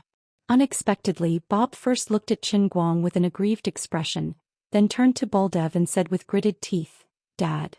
Buldev grinned and hugged Bob, kissing him intimately on the cheek. He then turned to Qin Guang and said, "Lord, 2 years ago my wife gave birth to a chubby boy, Bob." Qin Guang's mouth formed an O shape. He first looked at Bob, whose face was as rotten as a bitter gourd, and then at Buldev, who was full of satisfaction. After a long time he sighed. "It's too tragic. There were 178 billion people in the instantaneous sea. How unlucky would Bob have to be reincarnated into the belly of Buldev's wife? From the perspective of probability, this was much more difficult than buying a lottery ticket and becoming rich overnight. Bob roared, "Balduff, this time when you die I will marry 100 wives. Give birth to 800 sons. One of them will be you. Don't fall into my hands. You're a poisonous husky." Qin Guang slapped his forehead. Damn, this ethical relationship is too crazy. The great sage had awoken from his long slumber. This was a day worthy of celebration. Under Brooke and Bob's efforts, the transmission shell and the phonograph shell had spread throughout the instantaneous sea. Early in the afternoon, the news that Sage Wright had woken up from his dreams spread like a wave through the spiderweb-like communication network of sound transmission shells. In the afternoon, when Qin Guang and Annie were locked in battle, the royal families of the Middle-earth continent, Nok continent, Eastern continent and many other continents came to a decision. Today was a special day. Every year, the 8th day of the 3rd month would be designated as the Day of the Sage. To commemorate the resurrection of the great Sage Wright, who had single-handedly started the era of the strong. Not only that, another legend that had been circulating in the Middle-earth Sea 100 years ago had also been confirmed. To be able to conquer Sir Wright in bed, only a woman of Ocean Emperor rank and above could do so. As expected of the great sage, everything he did was so powerful.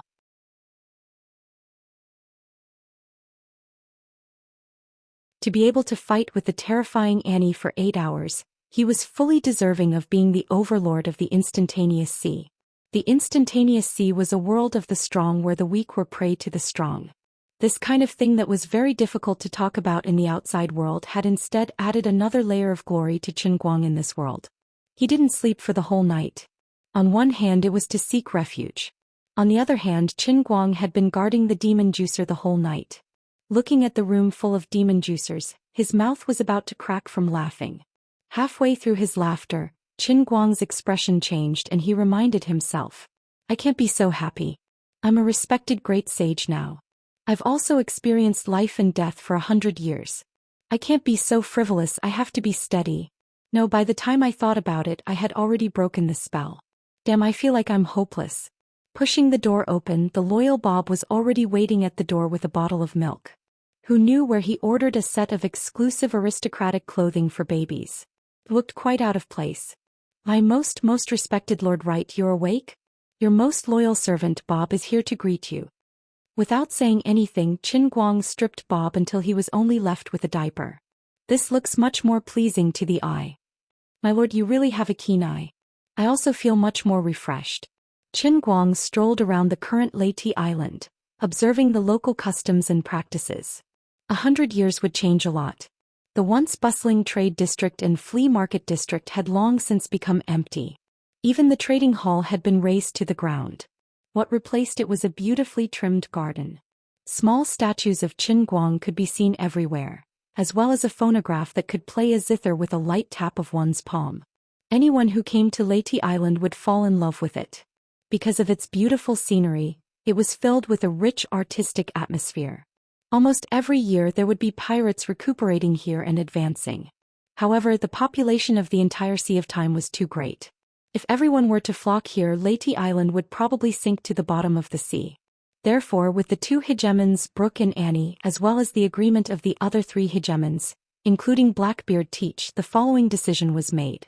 Every year only 50,000 slots would be open to the public. The slots would be distributed according to the population distribution of the major powers and the floating island. As for the negotiations between the powers, the Sage Temple couldn't care less. It was only right and proper for the strong to come first.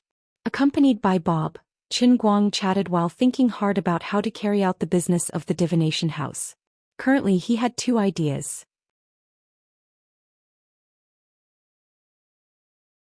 One was to use his influence as a great sage to directly announce to the public that he needed people to sacrifice for him. Without a doubt, even if everyone knew that they would be unable to speak from then on, there would definitely be countless people flocking to him. However, Qin Guang felt that this wasn't appropriate.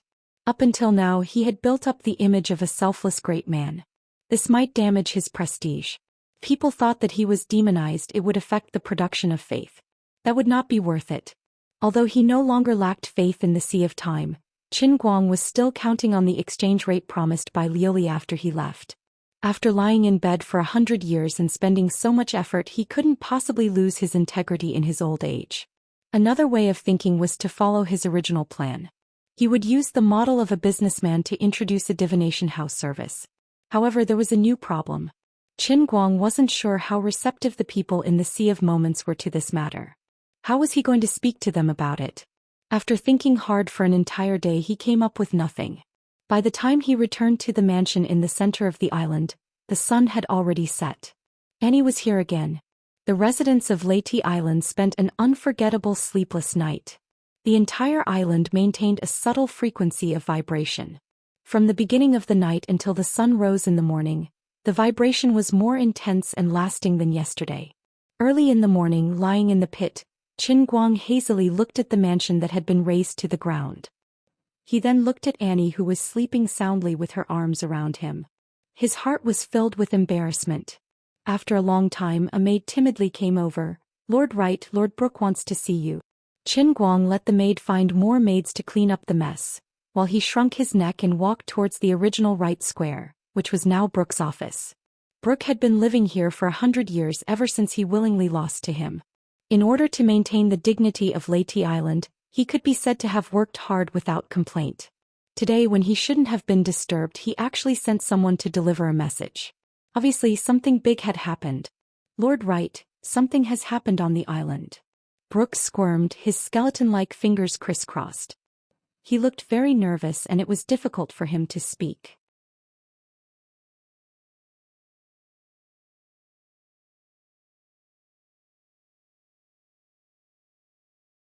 Chapter 507. What happened? Is it very serious? In the past, Leyte Island was round like the sun, but now we have forever lost a piece of land in the east. Now Leyte Island looks like a pizza that has been bitten off by Buldev, missing a corner. Qin Guang was furious. "What? There's actually such a thing. Did someone attack us?" Brooke shook his head. No, in the entire Sea of Time no one would try to harm us, and no one would have the guts to do so. This is a very natural collapse.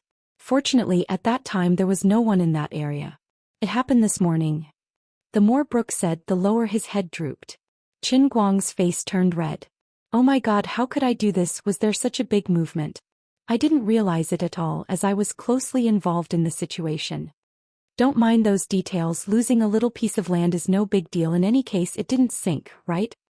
At this time, the ground under the two's feet suddenly trembled, the entire Leyte Island fiercely shaking. Monstrous waves soared to the sky. No, not monstrous waves, but currents from all directions. Damn, Leyte Island is going to sink.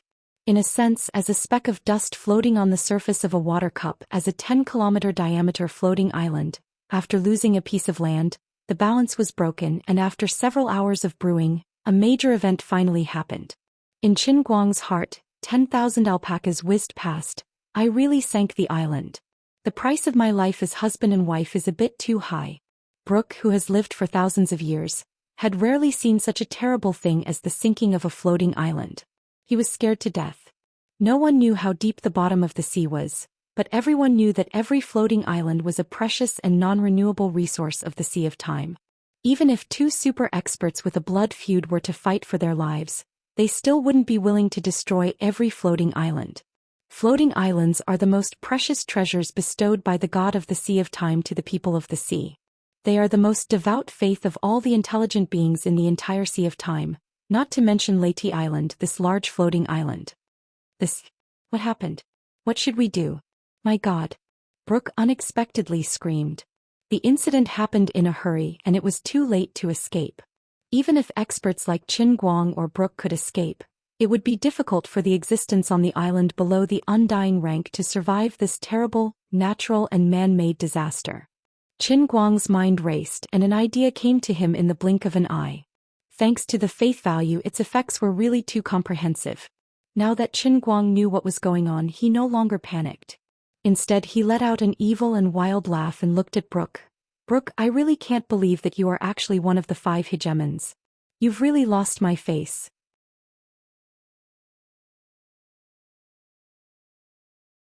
In Qin Guang's memory, the skeleton Brook in the One Piece manga was also famous for being timid. As a skeleton, he was as timid as a mouse. He could even scare himself when he looked in the mirror. Brook, the musician in the Sea of Fleeting Time, was no better. Lord Wright. It's not that I'm a coward, it's just that this is too scary. It really gave me the creeps. Although I basically don't have any hair. Brook still screamed and then began to yell at the top of his lungs. Everyone quickly escape. It's going to sink. Buldev also fiercely pushed open the door and entered. Lord. I'll protect you. The shaking outside was getting more and more intense, and the huge island was rapidly sinking. Near the square, countless people were screaming and running in panic. Even Annie was awakened from her sleep, wearing a battle armor and stepping on the air. Annie angrily roared, "Who is it? Who dares to destroy this old lady's love nest?" Little Winnie, who was following behind her, reminded in a low voice, "Captain, it might be that when you and Uncle Wright were having sex, the shaking was too intense. Wright Island might be." Annie, after a short silence, her whole body emitted black gas and she suddenly raised her arms and shouted, "That in any case, let's save as many as we can. Come." Princess Annie's royal guard wore soul. A black fog rose from her back, covering the sky and covering the earth. Her giant ship and royal, unexpectedly appeared in midair, and then landed on the right square with a loud bang. This was one of the many powerful black magic that Annie had mastered, which could instantly summon the ship to her side. Everyone quickly board the ship. Annie once again landed on the ground, one hand pressed on the ground, and an even denser black gas emitted from her body. The blue veins on her neck swelled, and a tyrannical domineering aura diffused from her body. She roared, "Rise for me." Seeing Annie's action, Brook finally found his backbone. "I also have domineering aura." He just remembered it. Bob hugged Buldev and scolded, "Dad, bite him." Brook and the other strong undead used their domineering aura together, finally slowing down the sinking speed of Wright Island.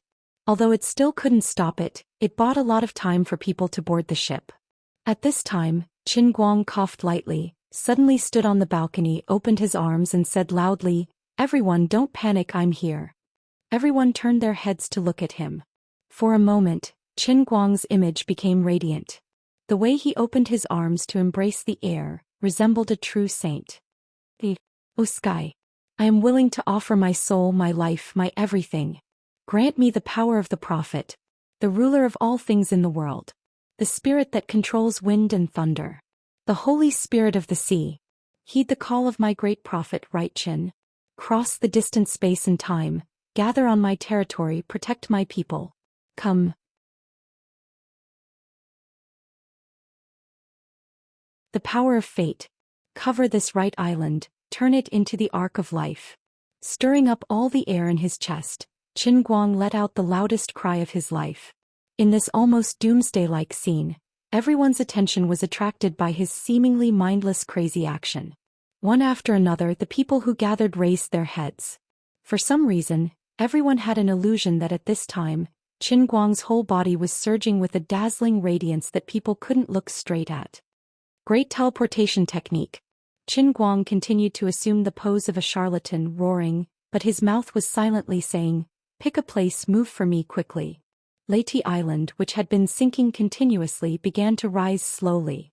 The seawater that had just poured in receded from each block, surging violently. In addition, every rock on the entire island, every inch of soil, every building connected to the island's ground, became sparkling and translucent in an instant, emitting a crystal-like radiance. The entire island continued to rise, and an unknown buzzing sound resounded throughout the world. Although no one knew what was happening at this time, this phenomenon was clearly beyond everyone's understanding. "A miracle. An inconceivable miracle," Brook exclaimed while covering his mouth. Annie also withdrew her domineering aura, her eyes filled with excitement and worship. "I knew you could do it. Worthy of being my Annie's man." Bob raised his arms and shouted, "My great master. Bob is your eternal believer." Brook's eyes were filled with tears, thinking, "Luffy, did you see? Finally, such an inconceivable strong person appeared on the Sea of Time. He will certainly lead us to find true freedom." Qin Guang smiled at everyone, trying hard to maintain his unfathomable appearance, thinking, to be honest, if not for this matter, I really didn't know that moving Right Island would cause such a big commotion. Now it's good letting everyone experience it in advance so that next time they can be mentally prepared. It's a blessing in disguise. Just don't know where it will be moved to? The radiance on the island gradually became more and more intense, including Qin Guang. Everyone couldn't see anything clearly, only a stretch of white. Even the people next to them couldn't see clearly. Finally, when everything became quiet, all the radiance suddenly disappeared. All around it was pitch black. One couldn't even see one's fingers in front of one's hand. The rumbling sound didn't seem to stop, still sweeping towards the island like a tsunami. Faster sea. Randomly pick a place, but you can't directly choose the bottom of the sea. Regarding this situation, Qin Guang immediately understood. This is King embarrassing. I thought you were floating in the sky, but in the end, you are even more unreasonable. Teleportation is fine, but you directly teleported to the bottom of the sea for me. Hey 110, come and save me, there's a cup here showing off, the situation is already out of control. Little Yaoling couldn't save him. In the darkness, the turbulent sea swept over like a huge swallowing beast. In the face of the majesty of nature, even Brooke and Annie, who stood at the top of the world, were filled with a feeling of powerlessness to resist. It's over. This time it's completely over. Brooke finally cried bitterly, shouting, Luffy, I'm sorry. I'm going to bring the secret to the bottom of the sea. Dying under such a disaster, it must be the god of the transient sea punishing me. I, Skeleton Brooke, am not willing. Annie threw herself at Qin Guang, her mind in a state of panic. She who has always lived in the sea knows the power of the sea. No one knows how deep the transient sea is. Rumor has it that the bottom of the sea is deeper than the length of the sea. She also doesn't know how many meters below the sea. That terrible water pressure can instantly crush the greatest powerhouse into pieces. She clenched the pendant on her chest, praying in her heart, Father, Grandfather, all my great ancestors passed down the power to me. I must bring my most beloved man back to the surface of the sea. The pendant suddenly released a dazzling radiance. This is the holy radiance. This is Annie's final trump card. Without a trace of hesitation, she is willing to use the magic contained in this pendant to protect Qin Guang. Under the illumination of the last ray of light in the darkness, everyone finally saw Qin Guang's expression. He still maintained a calm smile. Everyone, don't panic, I still have a second move. Great Holy Shield.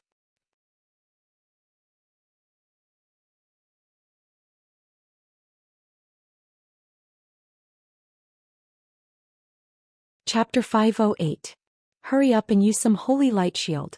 This time I'm really going to go overboard. I'll give money and faith value, okay? Qin Guang roared madly in his heart, his eyes quickly sweeping across the light curtain that only he could see, almost going blind. Big brother, stop messing around, this time I'm really going to go overboard. If you have any dissatisfaction with me, please come at me, okay? Don't hurt my fans. If worst comes to worst, I'll just die again, stop messing around. Perhaps the overly strong obsession finally made the heavenly Holy Grail choose to compromise. A line of words suddenly appeared on the light curtain. Light curtain technique. Paying faith value can protect the stability of the Redeemer's cup. The amount of payment fluctuates according to the intensity of the impact the light curtain receives. Finally giving me a life-saving trump card, Qin Guang was extremely moved. For the first time he felt that the Holy Grail was so reasonable. After a moment, under everyone's gaze, a light curtain slowly rose from the periphery of Leyte Island with a diameter of 10 kilometers. The gorgeous golden white light curtain gathered in the middle at a speed visible to the naked eye, finally forming a perfect dome in midair, exuding a soft light. Before the turbulent seawater could reach the ground of Leyte Island, it was sucked back by this layer of light curtain like a sponge, and finally blocked outside, unable to advance an inch. The position of the light curtain was exactly the invisible wall that was intercepted by Qin Guang when he first arrived at Treasure Island, intending to take the horseshoe to smuggle him in, completely overlapping. Qin Guang let out a long sigh of relief. This place is my base. If I really go overboard, then wouldn't I have to lie in the water and pretend to be a god? What is this situation? This is the deep sea. Brooke looked up at the shining dome above his head, completely incoherent. Beside him, Watson took out an instrument and said with a trembling voice, "Sir Brooke. This is 100 million kilometers under the sea." "Impossible. This is absolutely impossible." Brooke screamed. Watson shouted in a louder voice, "But it is indeed like this. 100 million kilometers." Hearing Watson's resolute statement, Bob lay on the ground. Oh my God, before this, the deepest record to the bottom of the sea was left by Magellan with his godlike Magellan. But after a short period of silence, everyone turned their heads to look at Qin Guang, who was standing on the balcony, and the look in their eyes was strange. This was definitely not the gaze they had when facing a human. They were treating Qin Guang as a god. This was not a miracle that was shouted out, but the work of a true god. Brooke slowly approached, his hollow eyes projecting a burning light. Lord Wright is a man who is cared for by the sea of time. Everyone was on the verge of kneeling again.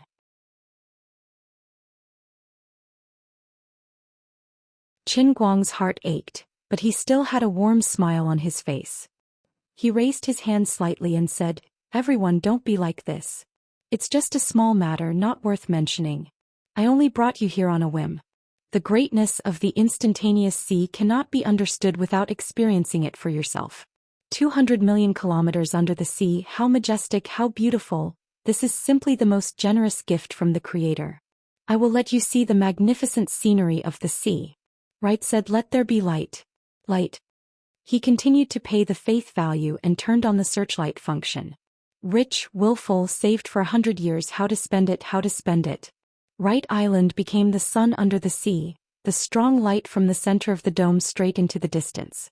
This beam of light shone on the bottom of the sea, revealing a pitch-black giant that was so huge that it almost made one's mind stop at first glance. It was boundless. Qin Guang thought, this is most likely the legendary undersea continent, the old man's tea foam. The group of people looked into the distance with a heart full of curiosity, and sure enough, they were captivated by the extremely spectacular scene. Brooke forcibly suppressed the excitement in his heart, and finally found an opportunity to approach Qin Guang and whispered, "Lord Wright, I have something to say to you. Mr. Brooke, if you have something to say, just say it. You and I don't need to be so polite." Qin Guang was puzzled by Brooke's solemnity. Brooke looked solemn. "This is a serious matter, shall we go over there to talk?" Qin Guang pursed his lips, feeling that Brooke was a bit strange, but seeing his pitiful appearance he decided to take care of his mood. The two went to the corner while the others rushed to the edge of Wright Island, wanting to get closer, wanting to see the scene of 200 million kilometers under the sea. This was not an opportunity that one could have at any time. "Lord Wright, I was indeed a member of the Straw Hat Pirates." Brooke hesitated a little as if making a great decision, then said. Qin Guang curled his lips. "I know Luffy, Sauron, Sanji, Nico, Robin, Nami, Chopper, Usopp, Frankie. As for you, Skeleton Brooke, you were the last to join the Straw Hat Pirates." "Oh my God. Lord Wright, are you a prophet? Why do you know everything?" Brooke was greatly frightened. Qin Guang mysteriously smiled. "Yes, I am indeed a prophet. But I was separated from my captains after we found Gol Roger's treasure." "What?" This time it was Qin Guang's turn to be shocked. The world of Transient Sea was constructed according to his memory of One Piece and Pirates of the Caribbean, but Qin Guang didn't expect that the biggest explosive point of Gol Roger's treasure would be imagined by the heavenly Holy Grail.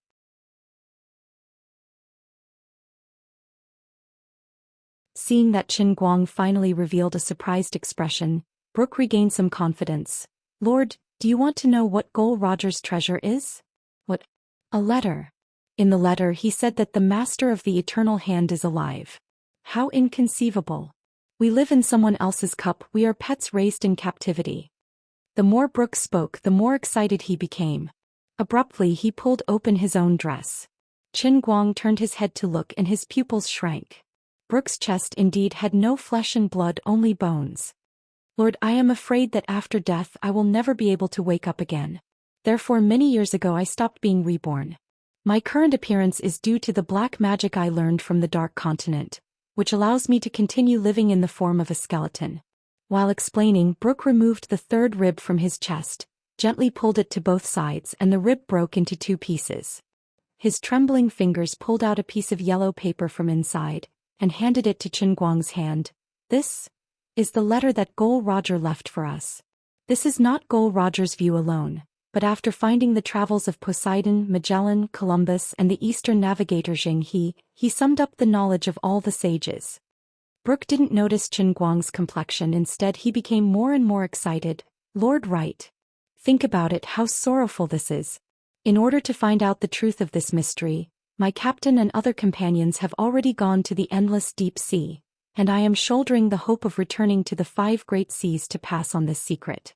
I know that by doing this, we are becoming enemies with the entire sea, but I have no way out. Gol Roger has already paid with his precious life, and he doesn't hesitate. I, Brooke, am also willing to sacrifice everything for the people of the entire transient sea to obtain freedom. Brooke fiercely knelt on the ground. Lord, I was already in despair, but your appearance let me see new hope. You have opened the era of the strong. Please lead us to break out of this terrible cage and rebel against the master of the eternal hand. We must truly live. Qin Guang blankly looked at Brooke from this skeleton guy's eye sockets, projecting a fanatical light like that of a party member. His whole person is like a Spartan. Although I don't want to admit it, the master of the eternal hand that you must rebel against is the fucking old man himself. You are making things very difficult for me. Brooke, don't be too excited. Until now, how many people know and believe this matter? Qin Guang strived to calm himself down, calmly asking, simultaneously bending over to help Brooke up. Until now, only me and my assistant Watson know.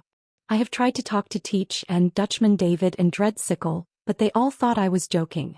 I didn't dare to tell them that I received Gol Roger's letter, and could only talk to them. This is my own speculation.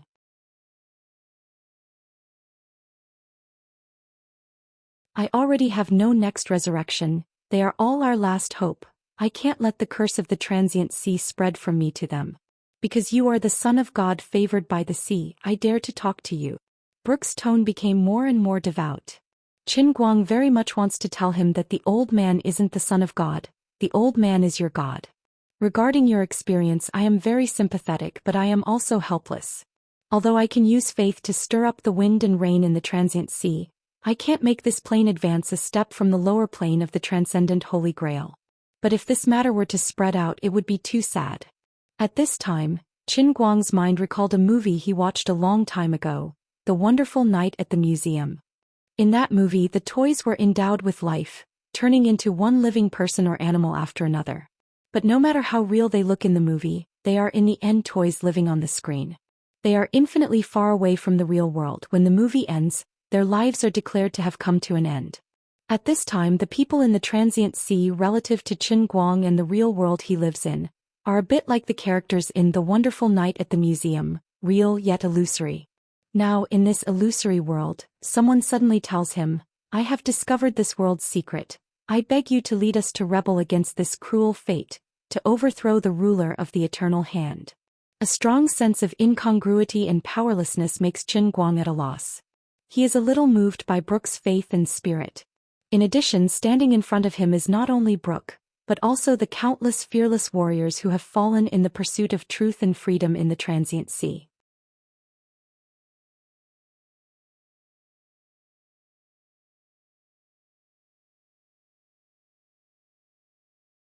Chapter 509. For example, Poseidon, who fought against the sea for his entire life and used his body to defeat Sea Emperor-level monsters, creating the first Sea Emperor-level powerhouse. Magellan, who spent tens of thousands of years traveling to every corner of the 5 seas and 1/3 of the outer sea, drew the first sketch of the eternal hand. He lived alone at the border of the Sea of Moments for tens of thousands of years. Every time he was reborn, he would rush to the corner where he could see the hands of eternity without hesitation. He would observe the hands of eternity subconsciously moving slightly, and he would find the changes in the skin lines of the giant hands. He visited all the continents and compiled the understanding and ideas of all the powerhouses of the past tens of thousands of years into a great masterpiece, and wrote a full stop with the last drop of blood. Gol Roger, who shouldered all the pressure and gathered all the knowledge left by the sages, came to a conclusion and gave up his life for it, and then opened the great age of pirates. Never compromising on the road to pursuing their dreams, giving up the easy life of a hegemon, and following the path of no return of their predecessors, the Straw Hat people bravely walked down. Every one of them was so great that even Qin Guang, the master of the transient sea, felt very insignificant. Qin Guang was almost suffocated by the persistence of this group of dolls. If he had the ability, he certainly hoped to give the entire transient sea a more real life, let them be free and let the transient sea become the same as the universe where the earth is, become a real plane or universe. But at least for now, Qin Guang couldn't do it and didn't know what to do. He was helpless. Brooke, I understand your feelings, but right now we really can't do it and there is nothing I can do. Qin Guang wanted to say some lies to comfort him, to give him some illusory hope, but as soon as the words came out of his mouth, he unconsciously spoke the truth. Brooke's excitement, like a candle broken by cold water, was completely extinguished in an instant. Qin Guang was a prophet in his mind. If a prophet said so, then perhaps there really was no hope. Moreover, Qin Guang's tone contained a certainty that only he himself knew. Unlike others, Qin Guang had already seen through the greatest secret of the instantaneous sea, so when he spoke, there was a hint of his own judgment in it. Perhaps Qin Guang himself didn't realize it, but Brooke could hear it. His eyes gradually darkened, and his bones that were constantly trembling from excitement and agitation also slowly calmed down. Lord Wright, do we really not have the slightest chance? Because of his absolute trust and worship, Brooke simply didn't ask where Qin Guang's judgment came from, only using a tone of seeking confirmation, wanting to hear this despairing answer again. Qin Guang nodded. Yes, no chance at all.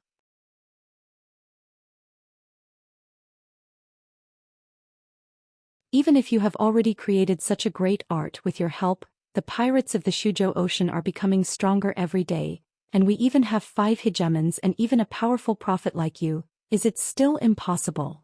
Yes, impossible. Brooke, don't ask me this question again, this matter is beyond your imagination. Qin Guang somewhat impatiently waved his hand. The more Brooke asked him, the more helpless Qin Guang was. Sorry, I didn't mean to make you unhappy. Brooke turned his face away, remaining silent. Qin Guang thought for a moment, then said, Brooke, what I said is that there is no chance now, but it doesn't mean that it will be impossible in the future. I don't want to easily make any promises. There are a lot of things that I can't say to you too clearly. But what you want to do, what you want to obtain, is equally recognized by me. In the future, sooner or later, there will be a day when I will bring freedom to the people of the instantaneous sea.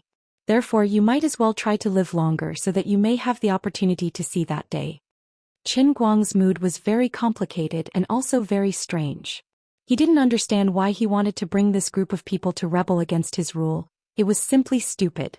Perhaps what Liuli said was really right. After all, he didn't have the potential to become a god. He couldn't be like the gods in other novels, seeing mortals as ants. Being moved by his own toy and then wanting to help the toy get rid of his control, this was really King sad. On the other side, hearing his words that weren't a promise but were better than a promise, in the blink of an eye, Brooke's eyes lit up again. While the two were chatting, Buldev ran over with Bob in his arms. Bob shouted, Sir, can you think of a way to let us go out a little bit? Qin Guang was puzzled. What's wrong? Bob beamed with joy and said, We found a floating rock at the edge of Leyte Island. It's dazzling, too beautiful. It's simply a perfect creation of nature. Sir, if we can cast a statue of you from the 200 million li of rock at the bottom of the sea, how exciting it would be. Your first statue has been lost because of an accident, now it's time to rebuild a great statue for you. Bob's life was a flattering and unscrupulous life. All his skill points were added to flattery. At first, because he firmly believed that Qin Guang would wake up, in order to flatter him, he changed from an intelligence merchant to a scientist, developing phonograph shells. After developing phonograph shells in order to better flatter, he changed from a scientist to a businessman, founding the Right Culture Communication Company. Now, when everyone found a floating rock together, the minds of others were only marveling at how beautiful the underwater scenery was, but he was the first to react. This could be used to make a tree statue.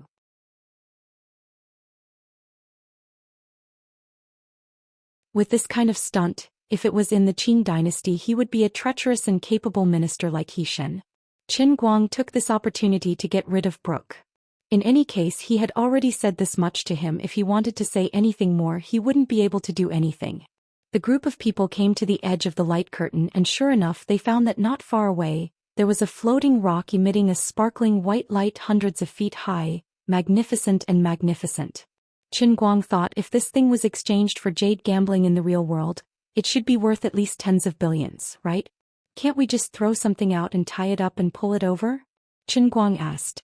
Baldev took out his beloved huge sword that he had used for hundreds of years. Sir, this is my personal weapon. It became like this as soon as I stretched it out. Qin Guang looked at Baldev's huge sword with a foot-long hilt and a 3-inch blade, and was silent for a long time. He felt that it would be easier to move the entire island forward. Greater teleportation. Run. It's falling down. Boom. The group of people struggled for a long time. Brooke, who had quite high artistic attainments, personally carved the statue, while Bob, Qin Guang's #1 fan, was responsible for providing artistic advice. Qin Guang felt that he had played enough underwater, so he once again summoned the light curtain, intending to return to the surface. If he hadn't seen it he wouldn't have known, but when he saw it he was startled, feeling as if his body had been hollowed out. When he summoned the light curtain he didn't carefully look at the specific expenses, so he didn't understand the true meaning of the sentence. The payment amount will fluctuate according to the intensity of the impact. Only now did he realize how heavy his losses were. It was too late for regrets. Using the light curtain to resist the terrible water pressure at a depth of 200 million miles would consume trillions of faith points every second. Every second. Trillions. It hadn't even been half an hour, but his wealth was almost depleted. In the blink of an eye his 100-year foundation would be destroyed in an instant. I'm going to be a fucking pauper. This is definitely a trap. It was a trap from the very beginning. You're tuning in to the Zhou Xian's Legacy YouTube channel. Don't forget to subscribe and join us on this journey to catch the most captivating stories.